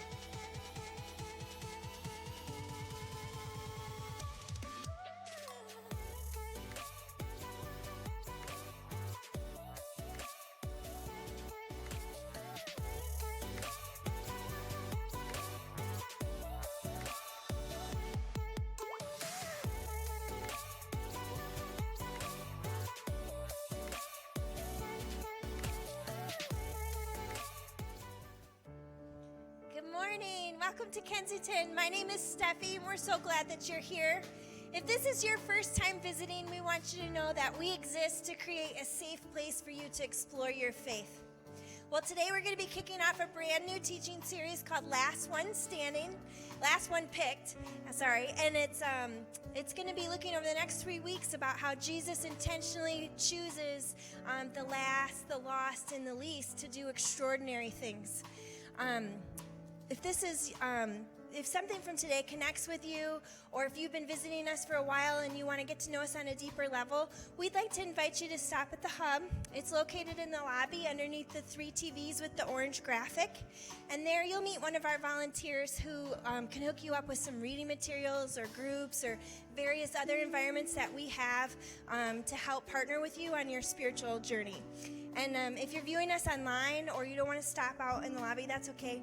We've created an online version of this too called thehubtc.com, and you can log on to that, and someone from our staff will get back to you right away with any questions that you might have about us. Okay, we're going to be singing some songs with our band, but I'd like you to stand up, and if you can stretch out, turn to the person standing next to you and ask them this question. Who's your number one favorite underdog movie character? Is it Rocky, or Maggie from $1 Million Baby, or Rudy? Thanks for being here today. Patrick, and I just wanted to say thanks again for watching our service today online and being a part of this community. Now, we know that you might have some questions as you watch the service today and want to find out a little bit more information about who we are. And so we've created an environment for you to do just that. Simply go to startingpoint.today. That's startingpoint.today and fill out that short form, and one of our staff members will reach out to you very shortly and answer any questions that you have about our church and about who we are. Again, thanks so much for watching. We'll be back at the end of the service today to give you a little bit more information, but we'll see you here in just a few minutes.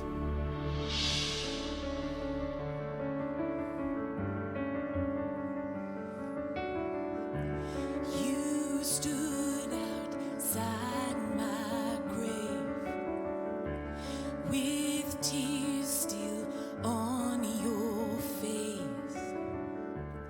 I heard you say my name, and my night was turned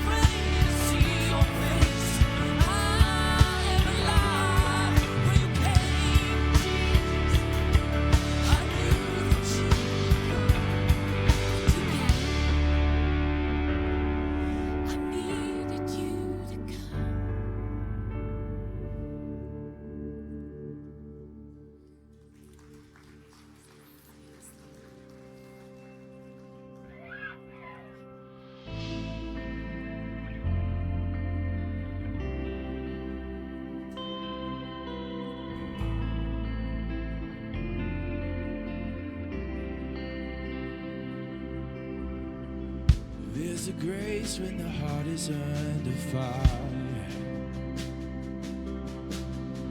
Another way for the walls are closing. And when I look at the space between where I used to be and this reckoning, I know I will never be alone. There was another in the fire standing next to me. There was another in the waters holding back the seas.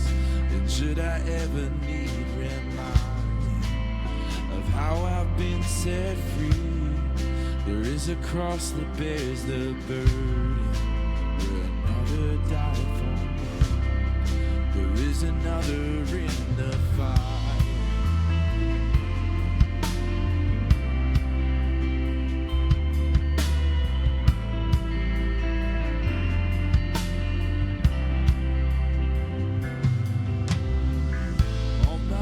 Left the dead beneath the waters. I'm no longer a slave to my sin anymore.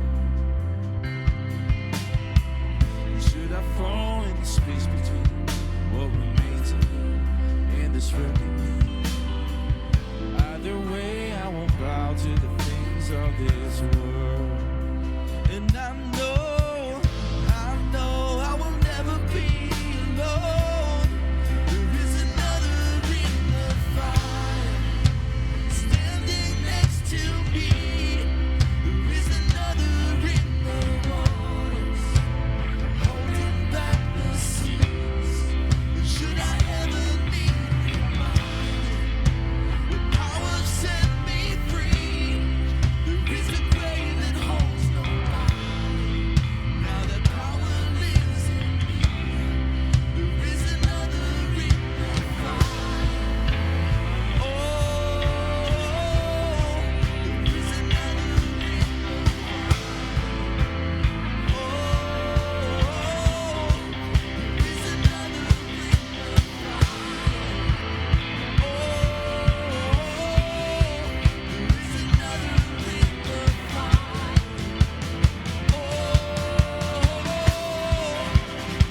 And I can see the light in the darkness as the darkness bows to him. I can feel the roar in the heavens as the space between resting. I can feel the ground shaking beneath us as the prison walls cave in. Nothing's in between us. Nothing's in between us. Oh.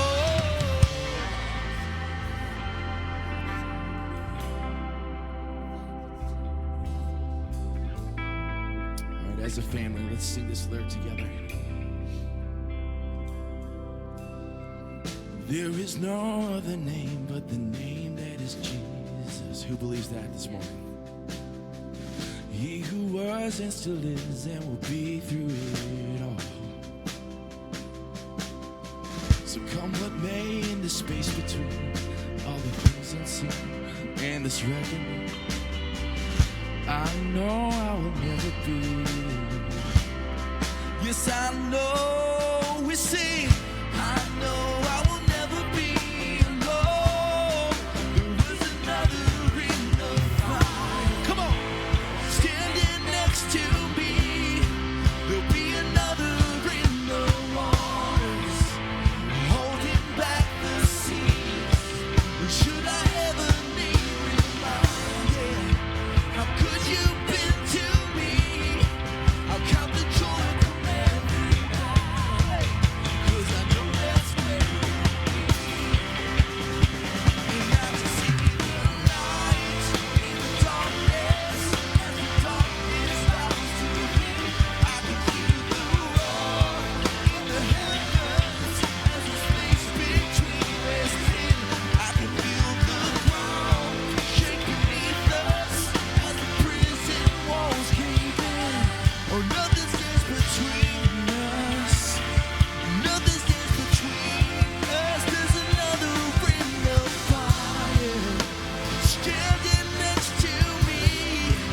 There'll be another in the waters, holding back the seas. Should I ever need reminded, how could you been to me? I cut the joy from every battle, 'cause I know that's where you'll be.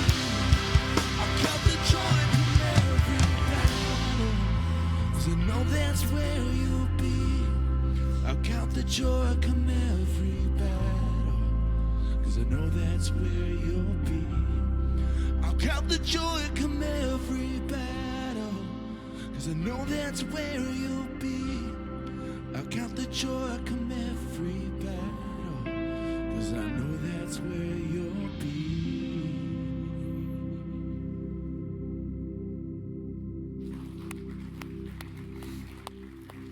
Let me pray for us real quick.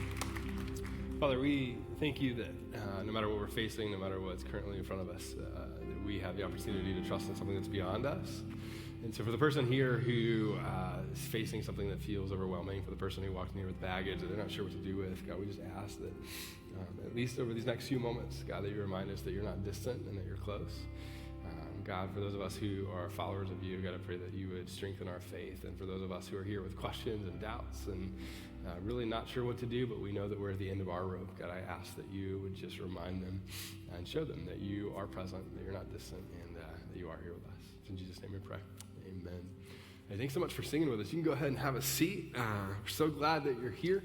My name is Patrick. Sorry, I usually don't sound like a frog, I promise.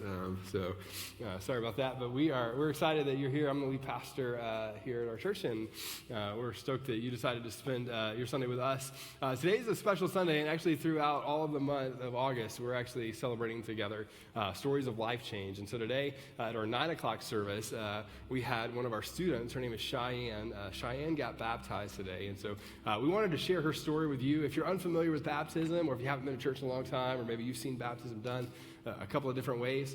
For us, baptism is really just this kind of symbol of what God has done in the life of somebody else. And so when they go into the water and come out, we believe that it's the symbol of a new life that's rooted in Jesus Christ. And so you're going to hear her story about how her perspective has shifted, even as a teenager, from seeing things completely different now that she's decided to follow Jesus. But I don't want to ruin her story for you, but we'll show you the video, and then you're going to see a video of her being baptized at 9 o'clock. And then here's what I'm going to ask you to do. 11 o'clock crowd is the fun crowd. Am I right? Are you guys the slightly rowdy ones, I believe? See, y'all are caffeinated. You're ready to go. So at the end of it, you're going to see her be baptized. So Greg baptizes her, and her family's actually still here. So they're actually out in the lobby kind of watching because they serve over an Arcade Kids environment. And I would like to just celebrate her even in this video. So I know it's on video. I know it's a little bit different. But at the end of that, when you see her be baptized, would you join me in just celebrating with her and clapping? Can you do that? Shouts are good too. Mild or obnoxious yelling, we can do that as well. So whatever works for you, however you feel like to celebrate, we would love to do that. But this is Cheyenne's story. Let's watch this together.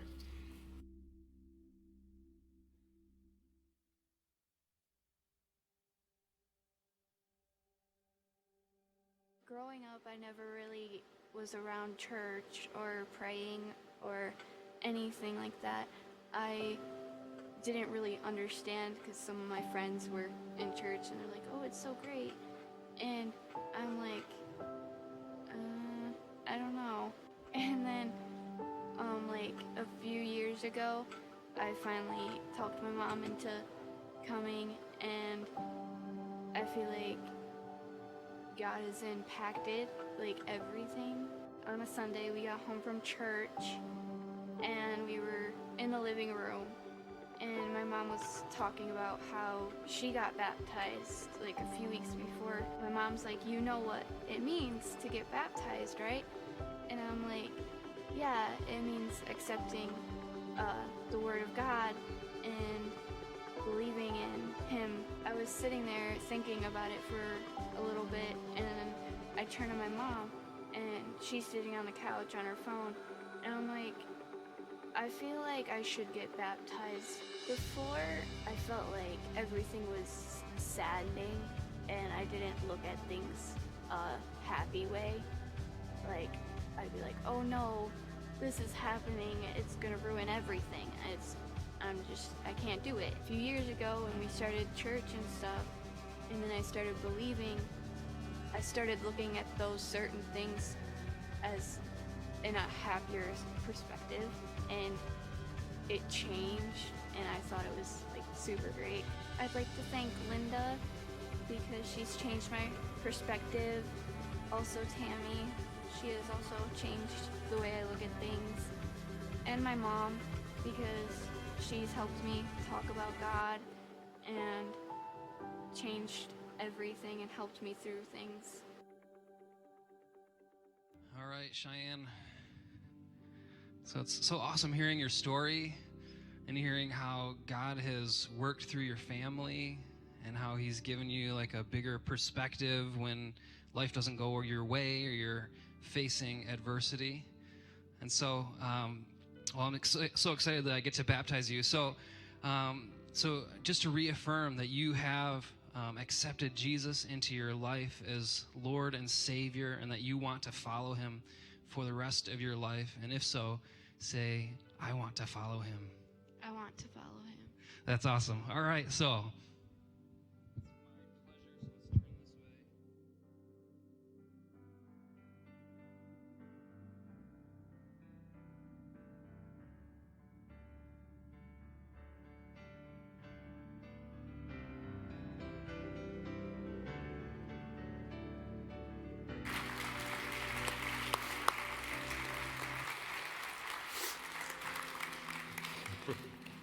That was emotional for us. I know every story is, but her and her mom, Cheyenne and her mom, are our son's small group leaders over on the other side. And so part of the thing that you didn't hear in her story is when they started attending our church, they started serving.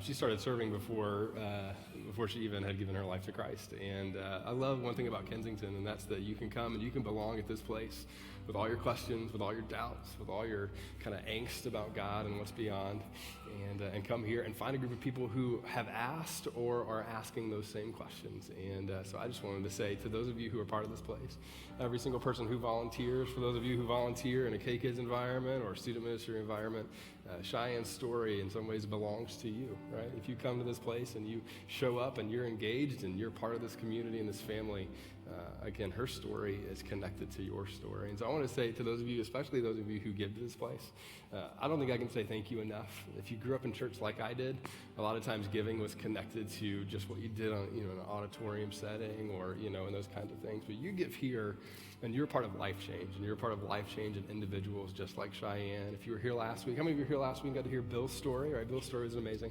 You're part of Bill's story as well. And so we just wanted to say thank you for partnering with us. Thank you for volunteering.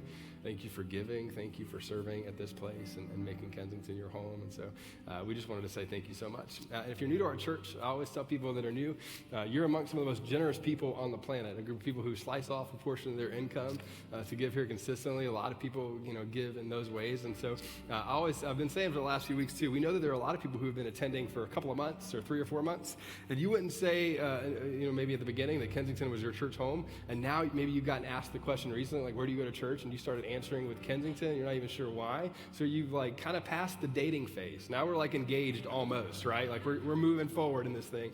And so we would love for you to join us in our mission, right? And because again, it's not just me that does this, I promise you, I think that's pretty clear.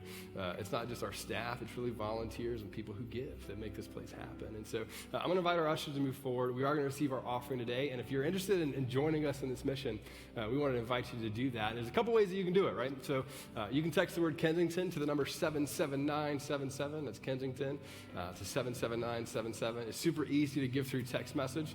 My mom can do it. She's 72, so I promise, she's got an iPhone, so I promise she can do it. I know you can. Love you, Mom, who's probably watching online, so I'm in trouble now. It's great. You can give in less than 10 seconds. I think she just texted me. Yes, she did. You can give in less than 10 seconds on the Kensington app, and we'd love for you to do that if you haven't downloaded the app, or you can go to kensingtonchurch.org/giving. We'd love for you to connect with us in those ways. And then I had a couple of announcements that I wanted to put on your radar as well. A couple things coming up that we'd love for you to be a part of. We have our render services coming up August 21st, which I believe is not this Wednesday, but the next Wednesday. Is that right? Yeah. Bryce knows. Bryce and Cayman knows, yeah. And so we'd love you to join us on this. If you've never been to render before, honestly, I wish I could get everybody at our church to at least try it one time. Render is one of my favorite things that we do. do. We come together, we sing together. I always say it's a shorter message. It's always a lie, but we would love for you to come. It's a great opportunity for you to meet other people in a smaller space and just kind of get to know some people and make this place really your family and your home. So there's a great opportunity to do that. Again, that's going to be at 7 o'clock on the 21st of August. And then we also have a men's breakfast coming up. So this is just for the fellas in the room. I guess you could come if you're a lady, but you'd feel real uncomfortable. But we'd love for you to be a part of this. It's at 8:30 a.m. We have a great speaker, set of speakers that are going to be here for this. And for the guys, I always kind of joke about this. We provide food, but it's only bacon, right? So you only get bacon, but I show up for bacon, right? So we'd love for you to do that. We're going to have a lot of fun. It's a great way for you to meet some guys, hear an inspiring message, and so we'd love for you to join us for that. And the last thing I want to let you know about today, before we jump into the talk, is Kensington is partnering with our local schools, and we do this at all of our campuses. We do this at our Traverse City location as well. And what we do is we want to go into the schools and make a significant impact in the community that we're in. And that's not because of anything that really we do. That's because of volunteers just like you who show up in the lives of students who need mentors. And so at Traverse Heights Elementary, we have a group of people right now, about 45 people, who show up from our church, and they go and they are weekly at this when they show up on during the school year. They show up in the lives of these students and just go for 1 hour a week during lunch and invest in these students and also invest in the teachers as well. And so you're going to get to see a video of how we do this with all of our churches and the impact that it makes. And then I'll come back and I wanted to invite you to be a part of this if you're not involved in it yet. So let's watch this video together. It's very challenging to teach in Pontiac. We have, at 32 first graders this year. There's been years I've had 45. It's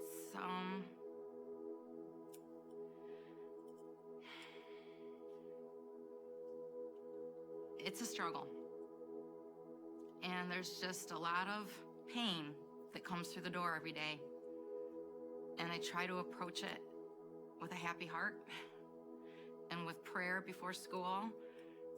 And I walk through the door, and so much has happened to my students before they walked through that door that I can't begin to scratch the surface. And I try to support them the best way I know how, but I just don't feel like I have enough. Sometimes partnerships come in and they kind of have their niche and they do work with whomever or a small group. But Kensington has been able to impact nearly every student and every teacher. The program has come and worked with the teachers and supported teachers by having different members of the church partner with teachers, and they give them special little gifts throughout the year. That's always wonderful to see, because you don't expect it, and then you get something, you're like, wow, that really made my day. There's like a card in your mailbox, or there's a gift on your desk. We fill out these little surveys. What do you like? Starbucks. Oh my gosh, there's a $30 Starbucks card in my mailbox. Like, who does that? And then Thanksgiving, like, you deliver baskets, not just to the families, but to teachers, that if the teacher says they want a basket, they'll get a basket. During Teacher Appreciation Week, they come in and they bring us lunch. I mean, the fact that they're thinking about us while we're here and doing what we do, it just warms my heart. It really does. So it makes thank us you. Feel so appreciative. Yes. If it wasn't for them, our parents can't afford to bring stuff in for us for teacher appreciation. So it's just so awesome. A lot of our schools, our elementary schools, do not have a media center specialist. And so some years ago, Kensington came in and actually refurbished our library to what you see here today. So every book, the way shelves are designed, everything has been done by Kensington volunteers. We wouldn't have a library if it wasn't for Kensington. I mean, our kids would not be allowed to check out books because we didn't have anybody here to help. Someone from Kensington is here helping out, reading to the students, and it's great for the students to hear somebody different than just their teachers reading to them too, so that's really awesome. I want to make sure that the students are ready and prepared for math. So if I could have volunteers to come in and flash with cards just to make sure that they have that understanding of multiplication and it's completely by memory and not counting on their fingers anymore. That would be so helpful. And I always thought it'd be neat, I know at the church that I attend, like our life group or small groups are always looking to either like adopt a classroom or something like that. So, and I would be even more than willing to help coordinate it. It would be awesome if we could get maybe like a couple life groups, adopt a couple classrooms here, and then periodically during the year come in and volunteer, or if there's supplies we need or whatever comes up during the year that, you know, our children, our students may need. That would be really helpful. The Kensington partnership to Harrington Elementary,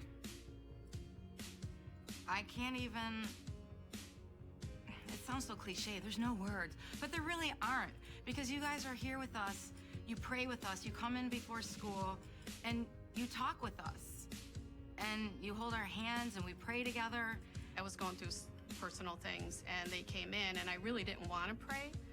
And when we got together, we started praying, and it brought tears to my eyes, because it's like I didn't realize how much I needed that, and that really made a difference for me. So it really did. The presence of them being here, saying hello, how was your day, and oh, I heard you were getting married, and giving me a tap on the back. So all of that plays a part just in how our culture is in this actual school. It's such an honor and a privilege to be here and watch you guys, how you love and you care for your students, and how you have to go above and beyond every single day, but you do it willingly and lovingly. And for us to just be able to come around you guys and to be partners, true partners with you guys, it's truly an honor. You guys are awesome. We love you so much.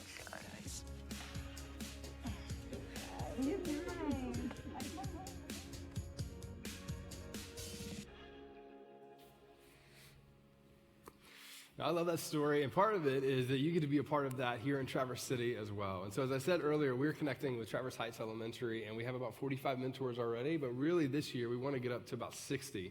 And so for those of you who are not currently volunteering, we wanted to invite you to be a part of that. And so right now in the lobby, we have Brianna Motley. She's going to be able to talk to you after service about getting connected, but the commitment is simply coming, and you would come 1 hour a week, just carve out one lunch out of the week, and then invest in the lives of a student at Traverse Heights. And so we'd love for you to be a part of that if you're interested. Even if you just like some more information, we'd love to connect with you out at the hub. Again, Brianna will be out there, and she'd love to give you some more information about that. The other thing I want to let you know about, this is the last thing before we jump into the talk, is this month we're collecting school supplies for our back-to-school drive. There are students all over our city who don't have the resources to be able to get some of the school supplies that they need. And so what we're doing is we're gathering our church together, as many resources as we can, and we're going to distribute those to students who are in need of those supplies. And so we would love for you to come back next week. What our family is going to do is we're going to bring a book bag full of supplies. And so I'd love to invite you to possibly do that, even if it's just colored pencils, right? I know everybody can bring something, and so we'd love for you to be a part of that. So bring those supplies back next week. Again, we're going to be distributing those all over the city to some kids who need it.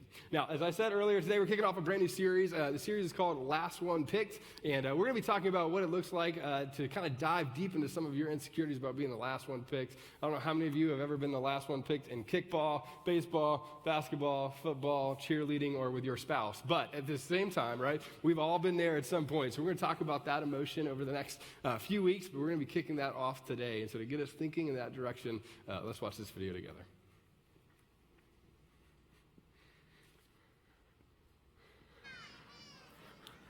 Jackson.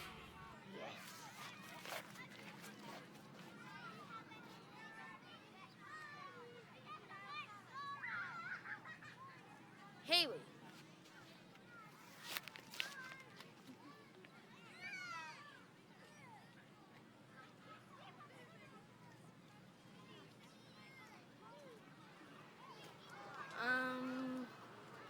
Lucas. Fine. Tyler.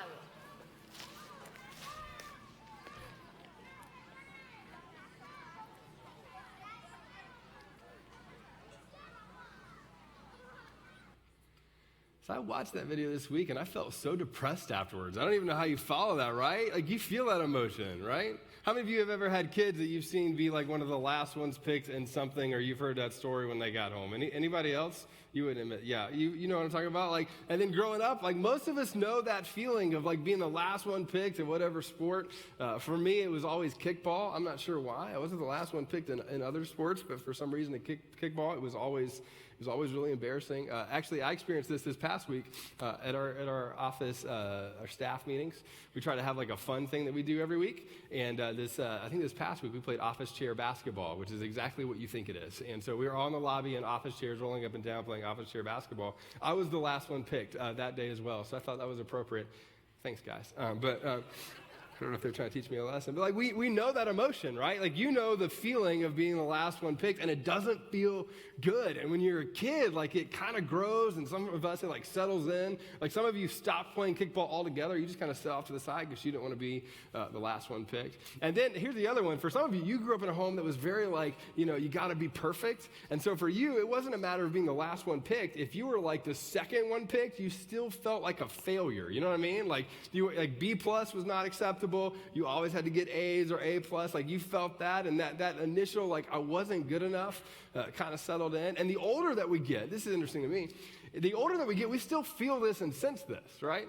Like, some of you feel this at your job. Like, you are watching people be promoted over you over and over and over again. And you looked at yourself and you're like, I may not be the best, but I know I'm better than him. You know what I mean? Like, you felt that, and you watch people kind of be promoted over you. You're not really sure what to do with that, right?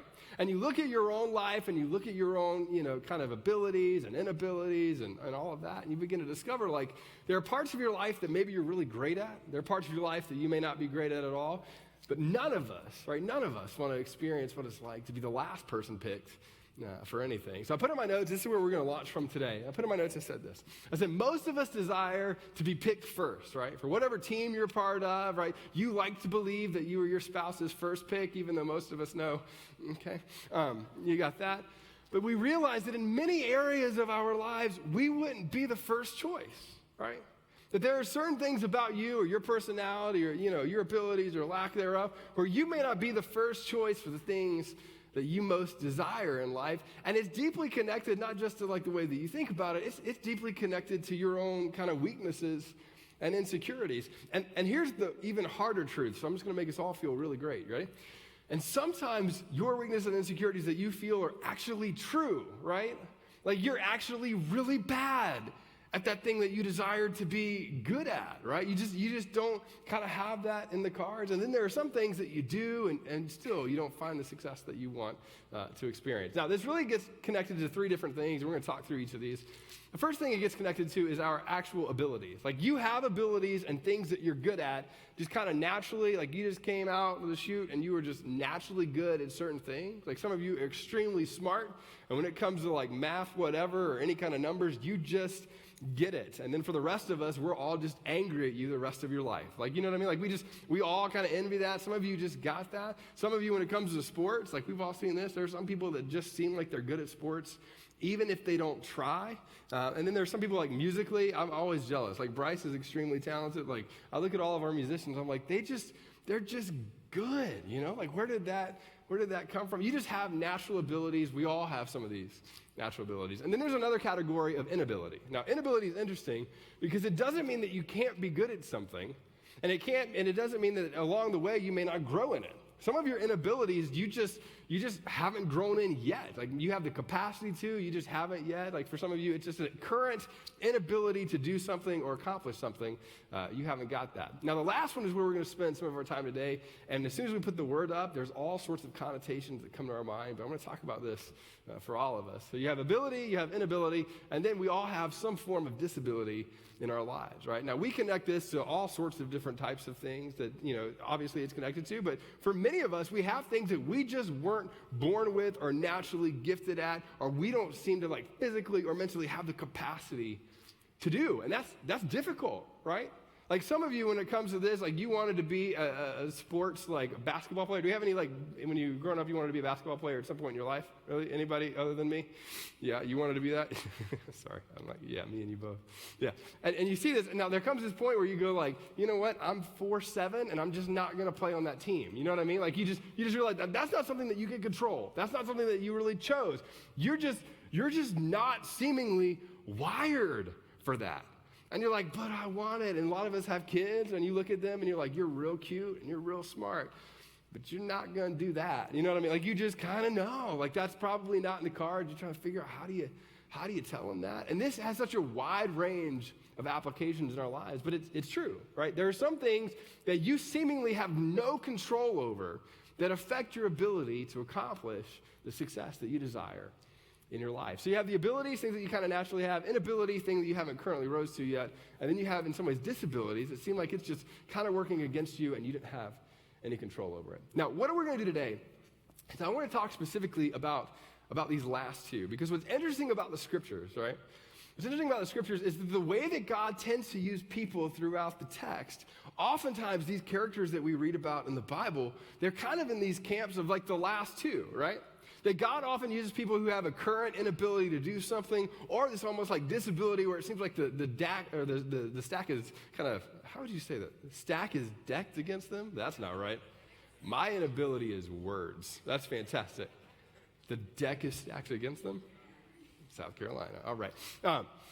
And then all of a sudden, like, you can't figure out how to do it. And what's amazing about the scriptures is you find people in these last two camps that God calls to do extraordinary things. And oftentimes it's stories around people that you've heard about, whether you're a follower of Jesus or not. And their stories are extraordinary, they're beautiful, but they're very messy because of these last two areas of their life. So today what we're going to do is we're going to look specifically at a guy named Moses. And Moses is interesting because, again, whether you're a follower of Jesus or not, you've heard probably the name Moses. A lot of people associate Moses with this guy right here.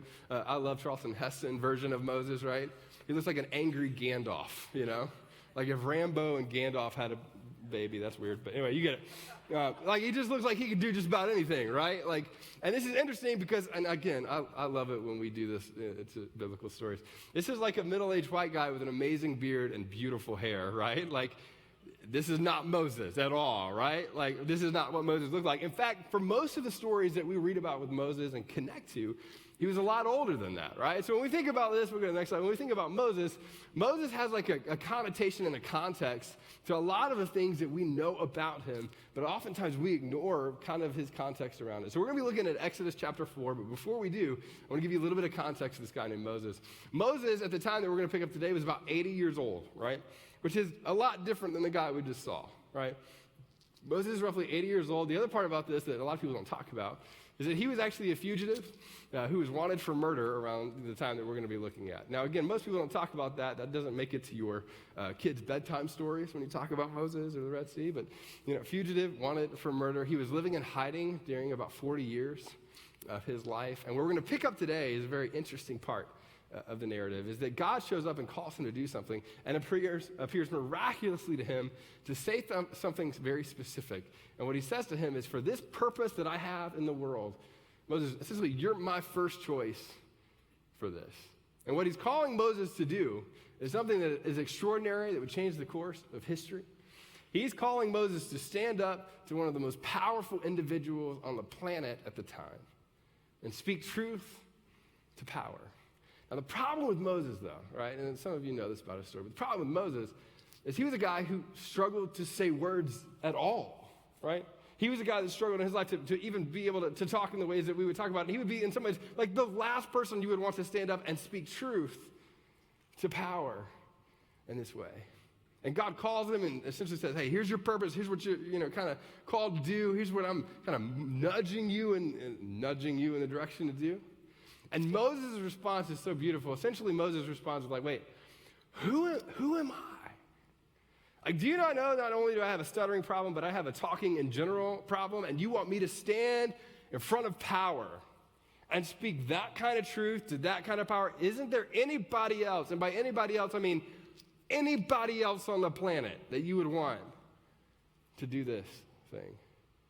Now, I think it's so interesting because the background of what's about to happen in this conversation is so telling about the way that God uses people in our world. Right? So here's Moses' conversation with God. It says this in Exodus chapter 4. It says, Moses says to the Lord, pardon your servant, Lord.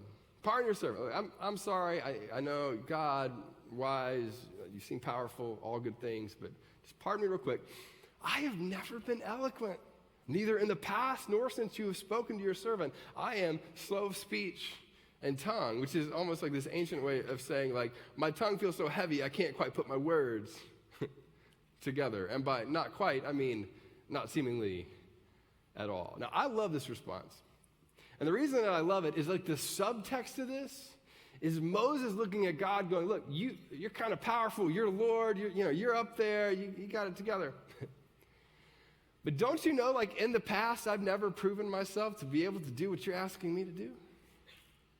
And even since you've called me to this or spoken to me, do you not get the fact that I don't seem to be wired for what you've called me to do? Why? Because I am slow of speech and tongue.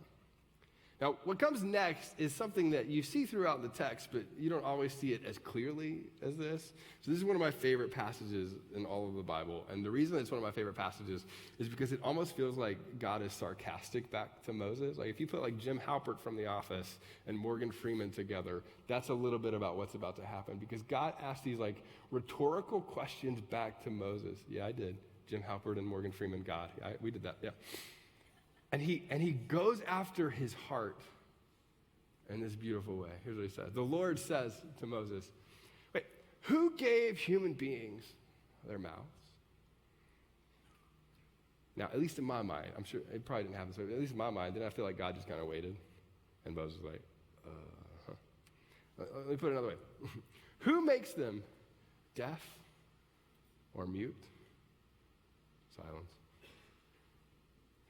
Who gives them sight or makes them blind?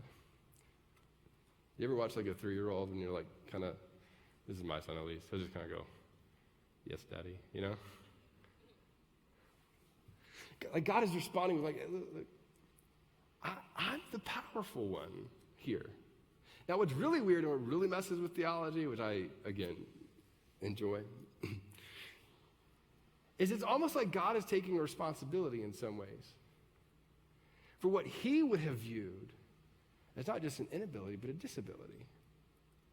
That Moses would have said, look, you could have taken anybody else in the world who could have been eloquent, who's not slow to speech in those ways, who could have said this and probably said it with authority to power, and not only just that, but could have said it maybe, at all. And yet you're telling me, and God responds with, look, who is the powerful one here? Where have you placed your trust? And then he answers the question. He says, is it not I, the Lord? The Lord? I love this. Because it's almost like God is leaning in and going, look, what you view as an inability, what you view as a disability, I'm about to take that and use it. The question really for Moses is like, do you trust that I'm powerful enough to do through you what you seemingly don't think you could do on your own?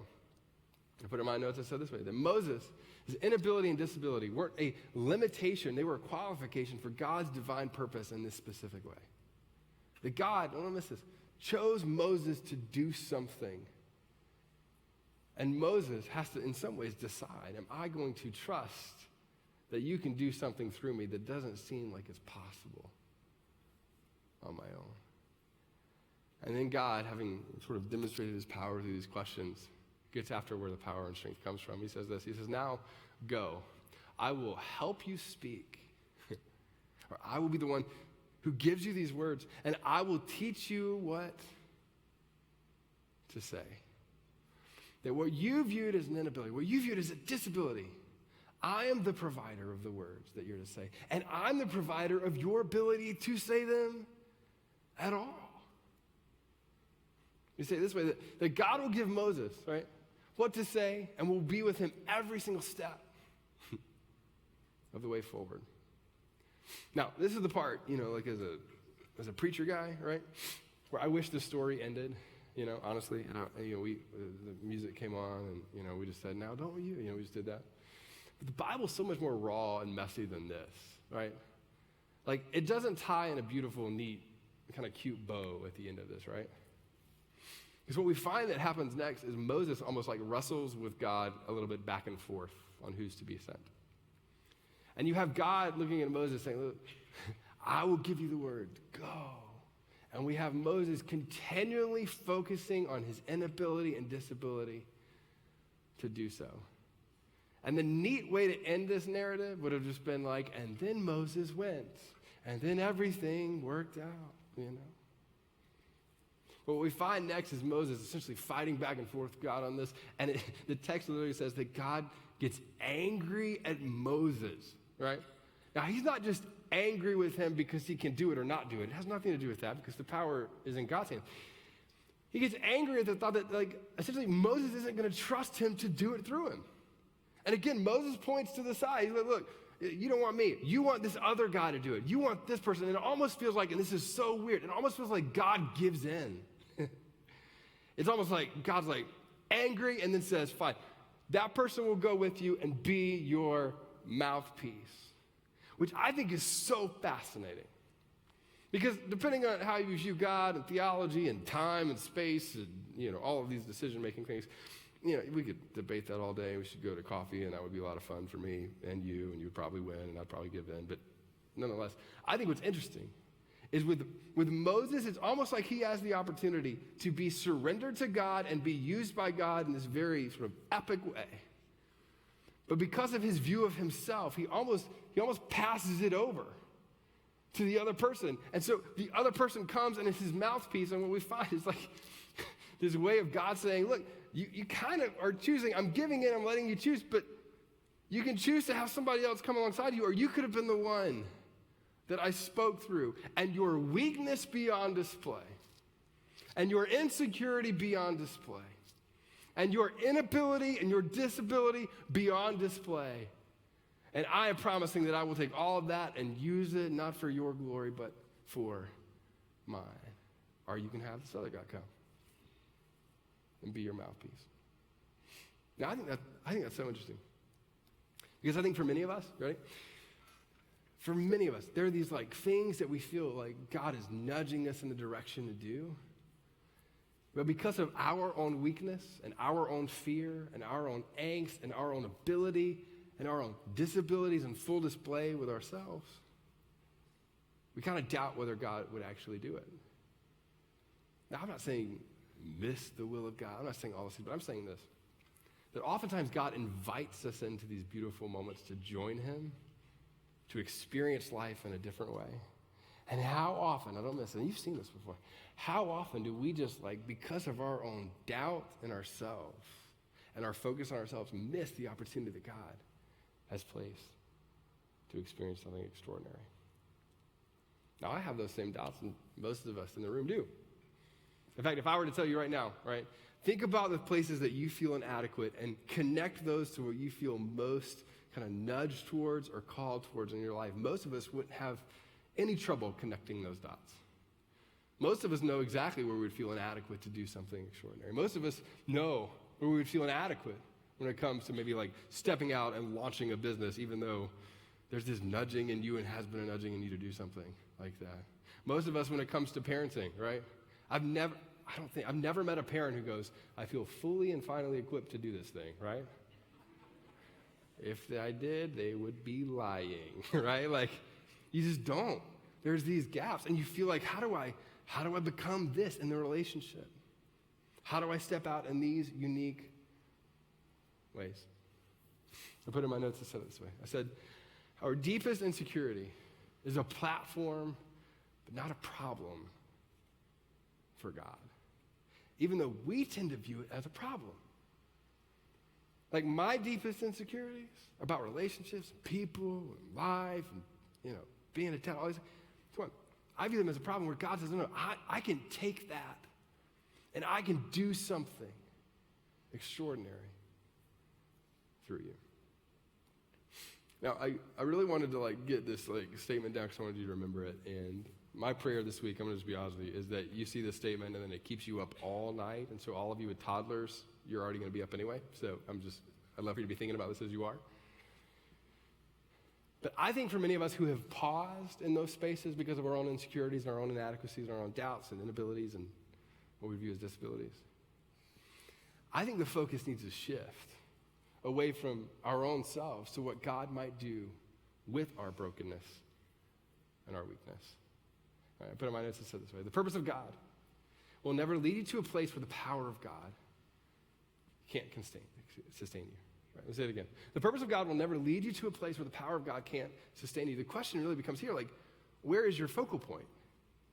Is your focal point on all the stuff that has informed my decision-making at this point and say, I can't do that? Or is your focal point saying, you know what, I feel like there's this nudge, I feel like there's this deep desire, and I feel like there's this calling to go do this thing. I don't know how. I don't have 50 steps along the way. I don't know how it all works out. But I feel paralyzed to take even one step. The question for you is, like, when you take that step, do you have at least enough faith in the first step to go, look, your power will meet me in my weakness at this first step, and it's in that step that I will experience the life that you've called me to live. The part for me that I deeply believe, and this is like what I hope for you, I think God is going to accomplish his purposes in the world. I just think he's extended an invitation to you and to me to be a part of it. What breaks my heart for so many people and so many conversations that I have, what breaks my heart is a person who goes, I'm just either afraid or I don't feel enough, or I don't feel like I can do it. And you just, it's not that you miss out on everything, but you just miss out on that particular opportunity to join God in the mission of what he's doing in the world right now. Because you're focused on you and not what he might do through you. Throughout the scriptures, and even with Moses' story, we see this. This is what God says, right? God says this. God says, like, I chose you. If you're here and you're breathing and you're living and you're caffeinated or mildly caffeinated, like God, if you're not caffeinated, I don't know. But for those of us who are, God, I'm kidding. God chose you. And he chose you, not only chose you, but he also designed you. And this is the part, come on, follower of Jesus or not, this is one of the things that a lot of times we just don't really grapple with fully. Like, you don't think God maybe made a mistake, but maybe he just made an oopsie with you or part of you, right? Like, he didn't, like, mess it all up, but there's a part of you, like, we could just, I don't know, like, whatever that is, you know, like, there are things, sorry, that's funny to me. There are parts of you that just go, like, I wish God would tweak or change this thing. And he may have designed me, but there's all sorts of things in there that it doesn't seem like it was designed the right way. And you go, like, maybe he's up there, maybe he's not, but it doesn't seem like he's fully engaged in that part of it. When there's these parts of scripture that talk about like how he knit you together in your mother's womb, which is really weird when you think about it, but also extraordinarily beautiful. The God of the universe not only chose you, but he knew you, and he designed you because he has a purpose for you. And it's not just any random set of purposes, it's not just any random set of tasks or things to do, but he designed you to do something on earth that makes the world better, that brings humanity more deeply into the kingdom that he's created on earth. And then he promises you that when it comes to these things, you're not alone in that. And that's a beautiful part of it. That you're never walking in those steps of faith by yourself. You are not alone in those things. And he's essentially promised, like, he will help you to do the things that he's called you to do.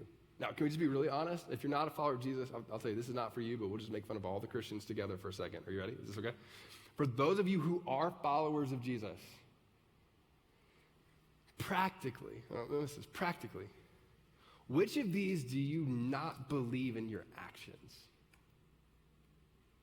Like, which of these do you go, like, I may, like, in my head believe that he chose me, but I don't act as if he chose me. I may believe theoretically that there's some sort of cosmic something that put all these atoms together that created me, and maybe we call it God or, whatever, but he seems to be distant. He doesn't seem like he designed me the way I should be designed. And to have a purpose for you, come on, if you're a follower of Jesus, this feels like basic 101 kind of Christianity stuff. But how often do we live as if God doesn't have a purpose for you today, right now, when you go home, when you go eat this afternoon, right? That God doesn't have a purpose for your life. And come on, this is like Christian agnostic thing, right?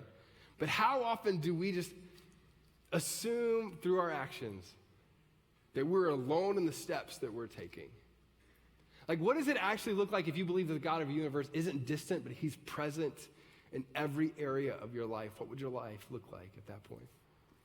And the other one is this, and this is the one I struggle with the most, right? Like, that the God of the universe will help you and show up and help you accomplish what he called you to do. Like, just for you that are followers of Jesus, which of these, if someone were to look into your life and the actions that you take would go, I don't know if they really applied this part of it.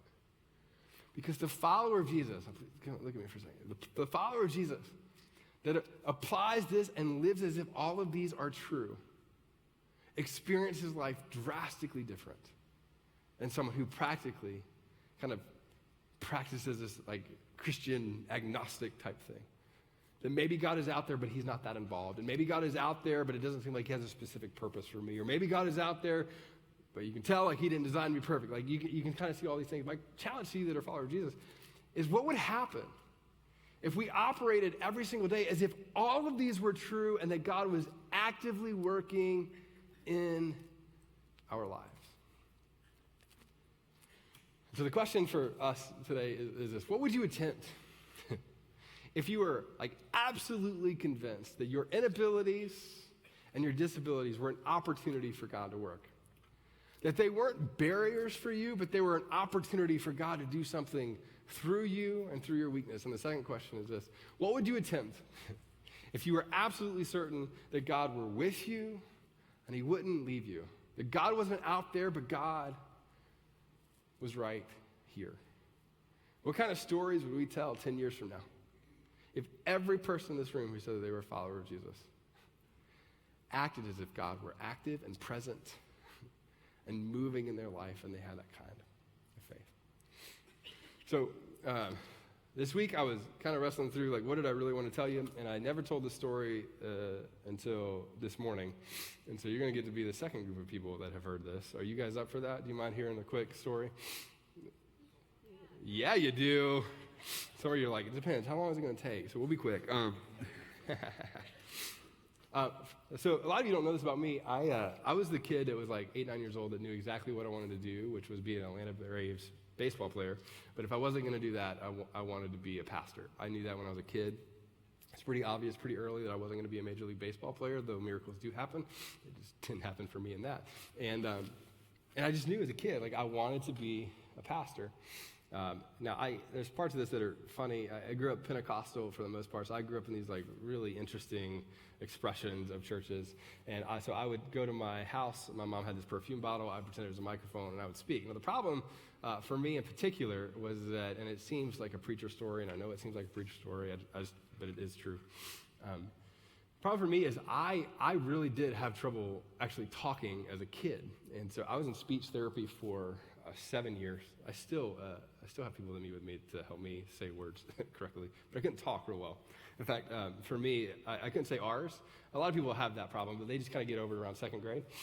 I didn't, so I would be like in high school, like, what up, ghoul? You know, like, and that didn't get me very many dates. So I couldn't say R's. I couldn't say a lot of things growing up.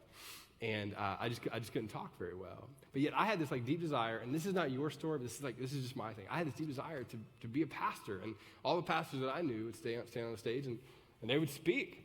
And my thing was like, I don't know how I'm ever gonna do that. And so what I started doing when I was a kid is as I got into middle school, I picked up a guitar and I could sing, right?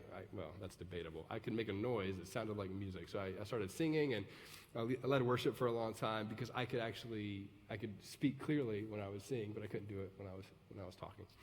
And so I went through speech therapy, I did all these things, but deep down I wanted to speak. And so for about 7 years, what I did, is you remember VHS tapes? Anybody remember VHS tapes back in the day? Yeah. Anybody not remember VHS tapes? Let's talk about that for a minute. Just kidding. All right, so we had this camcorder. I'd set it up in my room, and I'd film myself speaking, and I'd go back and watch it, and I would be devastated every time because I just couldn't get the words out. I'd stumble, I'd stutter, it just didn't come out well. And then for a long time, and I was leading worship, I guess it was sophomore year of college, really when I had like the first real opportunity to speak, and I was working in a middle school ministry. There were about 45 middle schoolers, And the middle school pastor said, hey, I'd love for you he literally said, try to speak. I'd love for you to try to speak. And I was like, well, that's encouraging, but we'll do it. And he gave me the topic. So I want you to picture this. He gave me the topic, which was sex. So what he wanted me to, for the first time, speak to these 40-something middle schoolers about sex. And I was so nervous for a lot of reasons. And I got there. My big illustration point, you can picture this, I was going to talk about how, like, when two people come together and have sex, it's not just about the moment, like, which is a deep thought for middle schoolers. And so I had this blue piece of paper and this pink piece of paper, and I was going to glue them together. And then if you break up, you rip them apart. There's a little bit of the blue with the little pink and all this. And so I'd read about this illustration. I was all ready, and so I glued them together, but I used rubber cement. So when I pulled them apart, it just got real weird quick. Like, it just did not go well, and it was, like, super embarrassing, and nothing actually did the way I wanted, and there's this weird, like, I don't know. And then there was a kid who got that, and it was real weird, and I was so nervous, and I came out, and it was, like, the worst talk that that you could ever give, and I walked in, some of you are like, wow, we're talking about this? Yeah. And I felt so inadequate early, right? And I remember, like, I walked off, and I was so embarrassed. I was embarrassed by the illustration, but I was really embarrassed because I still struggled with saying words, but it was better. And I'll never forget through middle school and high school, I remember talking about, like, the dreams that I had and what I felt like God was calling me to do with small group leaders. And, again, I grew up single-parent home, so these men were in my life, and I talked to my mom about it. And all these conversations centered around what we're talking about today. They would go, look, if God's called you to do it, not only He provides you the opportunity, but He'll show up in those places of weakness. And so throughout college, I got that opportunity to speak, and then I didn't get another one for a while. Yeah, and then over time, I got more, and then somebody asked me, are you a good speaker? And I totally lied, and I was like, yes. And then they gave me a weekly opportunity to do it, and then off I was, and slowly, it wasn't all together. I still work on it constantly now, but, like, the word part of it began to come together. And I thought about this a lot, and I'm thinking about this with my kids. I think to myself, like, there's a lot of things that we could be doing in life. There's a lot of ways that we could be used. But I felt like this is what God was calling me to do. Yet I just had all of these, like, inability and disabilities around it that really fed, and people too, that fed like, that's not for you, that's for someone else.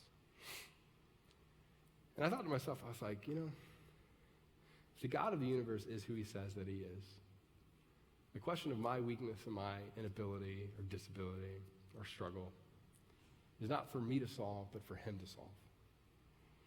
And the question for us as followers of Jesus in the room is, will we trust can't control?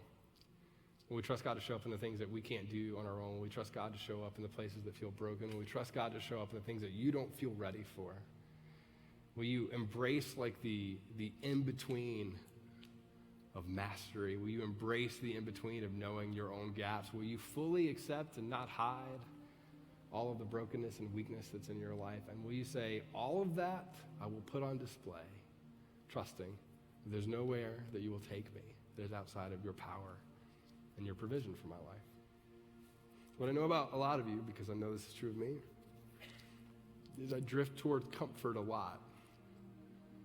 So the question, I think, for many of us in the room is, like, what are you not stepping out in because your brain has convinced you that you're not enough?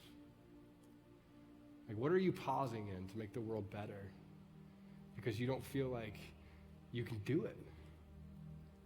And what I would say to you is, number one, you probably can't. You probably don't have that capacity in you. And that's the beauty of faith. That the God of the universe meets you in your weakness, and He meets you in your inability, and He meets you in your disability, and He meets you in all of the things that you haven't figured out yet. And He says, take the first step. I will meet you there with my power, with my provision, and I will do something through you if you'll allow me to do it. And so the question for us today is, will you trust Him in that? What I was praying all week for you is that there would be people in this room who needed to start something that they hadn't started yet, and they'd walk away going, I don't know how to do it all, but I know I need to start. We talked about this Kids Hope thing earlier, right? Being a part of a school partner. Some of you are like, I'm introverted. I don't even know if I like kids, all this. But you, like, immediately felt this nudge. Maybe the first step for you is to go, like, I need to take a step in that direction and allow God to meet you in that place. For some of you, this is like your marriage right now. You are inadequate at being a spouse. You suck at it, right? You're just bad at it. And yet you know that you need to be the dad and the husband. You need to be the wife. You need to be the mom that feels like it's just beyond you and you feel inadequate. But the one thing that you haven't tried yet is coming to God with open hands and saying, here's all of me. I'm a vessel. Use me. I trust you. Now do something through me. Beginning with surrender. So what I want to do today is we're going to wrap up with a song here in just a second, but I want to read you this statement one more time because I think it means a lot to me. I feel like it hopefully will mean a lot to you. That's this. The purposes of God for you, for your life individually, will never lead you to a place where the power of God can't sustain you. So what I hope that you shift in your perspective is this. Will you trust? Will you trust him? For those of you in the room who are not a follower of Jesus, here's my question for you, and I totally get it. My question for you is going to be, how long will you decide to attempt it on your own? Pick a date, pick a time, say 3 more years, 2 more years, 3 more months, however long it is, just pick a time.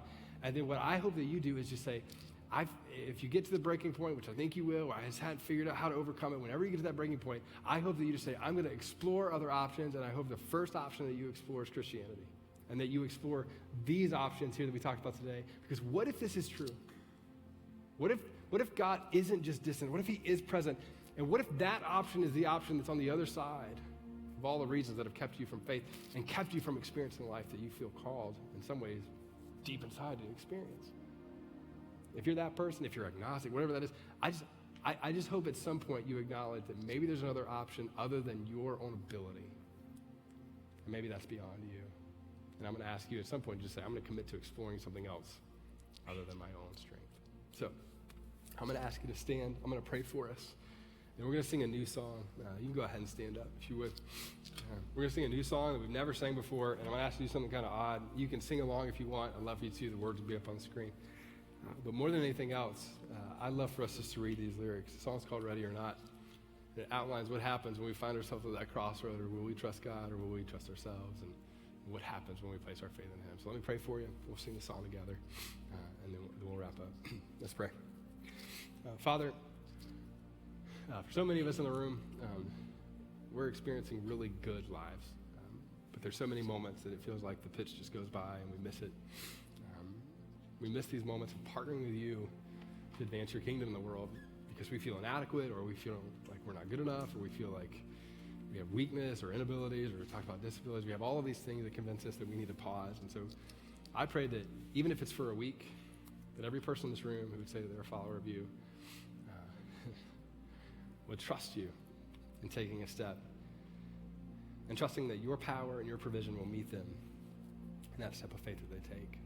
God, I pray that years from now, as we talk about even this day, that we would have stories around people who stepped out in faith and experienced your best for their lives, but also experienced the moments of partnership that it looked like when they trusted you and you came alongside them and you did something extraordinary in, and you did something extraordinary through them.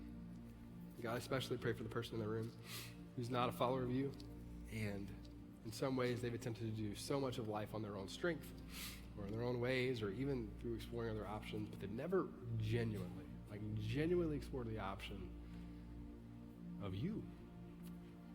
And God, I pray that whether it's now, whether it's 3 months from now, or a year from now, whenever it is, hopefully it's soon, that if they find themselves breaking themselves against their own abilities and strength to accomplish, God, I ask that in that moment you would remind them of this, and they would commit to at least exploring what you did for them and what you say about them. And however you choose to do it, you would reveal yourself as true to them. Over these next few moments as we sing this song together, or at least look at these lyrics, God, I pray that you would meet us here. Remind us that you're not distant, but that you're close, and you have extraordinary things for every single person in this room to do. It's in Jesus' name we pray. Amen.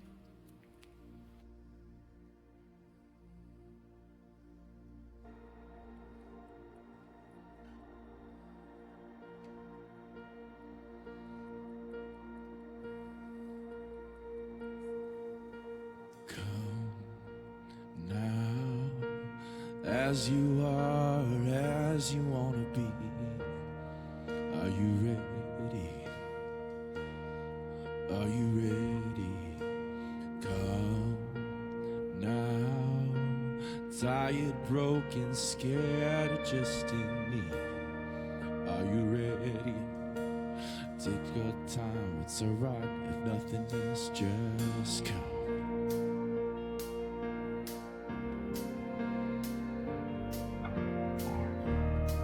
Are you ready?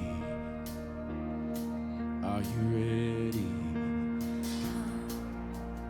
Now, bring your hopes, your dreams, your doubts, your scars. Are you ready? Are you ready? Come now, bring your hurts, your fears, your faith, your heart. Are you ready or not? There is no place like His presence. There is no time like the now. Every 1, 2, or 3 of us, come down here now. He welcomes the broken. He's alright with your past. He's not mad at any one of us, but He waits with open arms.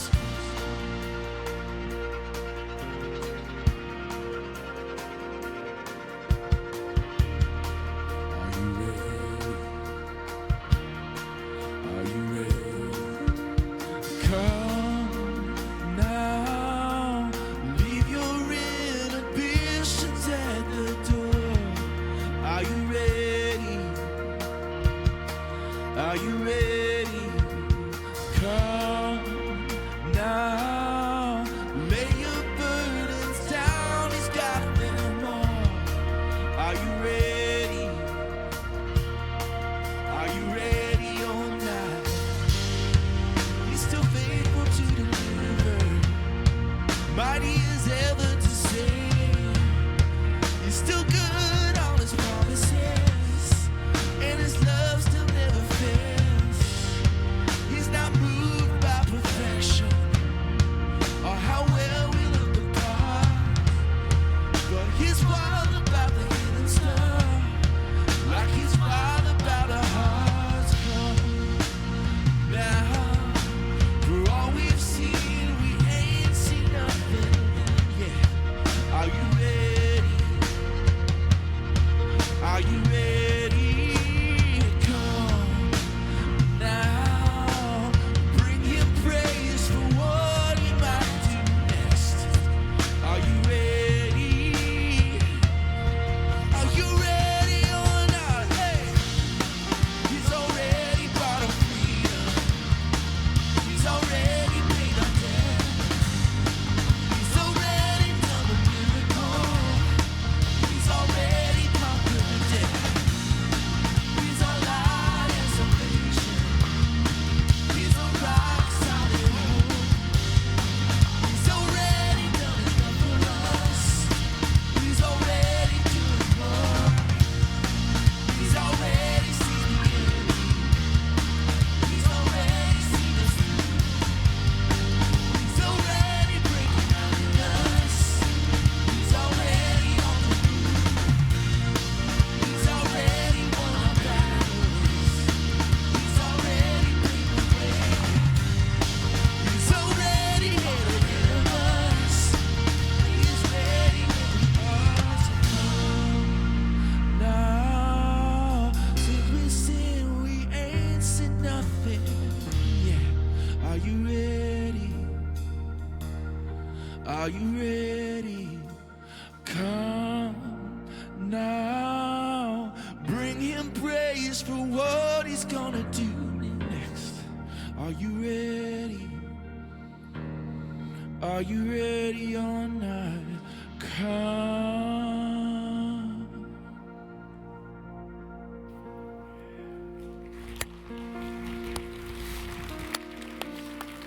Here's my challenge to you, right? Some of you, as we talked about this today, so many thoughts flooded your head. But you need to have a conversation with somebody else. A lot of you are in small groups, a lot of you in places where you can process this with people that you care about. If you're not, we'd love to invite you to be a part of that. Or at least process this with a couple of close friends or even your spouse and talk about some of these things that we talked about today. We think that's going to help you along the way in your journey. I also want to let you know that if you're new to our church, out in the lobby we have an environment called the Hub. We'd love to meet you out there. I'll be out there in just a few minutes. We'd love to meet you, tell you a little bit more about our church if you're interested, about some ways that you can connect here as well. And then next week, we continue our series, Last One Picked. We'd love to invite you back here at 9 or 11 then. Again, thanks so much for being here. See you right back here next week. See you soon. Thank you so much for watching online. We're so glad you decided to join us today, and we hope you enjoyed your experience with us. I also wanted to extend the same challenge to you, right? If you're here and you're like, hey, I was watching online and there were some thoughts that popped into my head about areas that I feel inadequate, but God might be nudging me in a direction to do something with my life. We're going to encourage you to maybe it's reaching out to a friend, or even if you have friends that are on the other side of the country using digital resources, you can reach out to them through an email and just have a conversation about what does it look like to kind of move forward with some of those things that you struggle with in terms of inadequacy, but God might be calling you to meet you with his power and provision on the other side of. And again, if you're not following us on social media, we'd love to invite you to do that. We're on Facebook, Instagram, and Twitter. Those are the best place to find out more information about our church and all that's going on around here. And if you're in Traverse City, Michigan, or in northern Michigan, we'd love to invite you to one of our services on a weekend. We're at 9 and 11 here in Traverse City. We'd love for you to join us live. And thanks so much for watching. We'll see you right back here next week.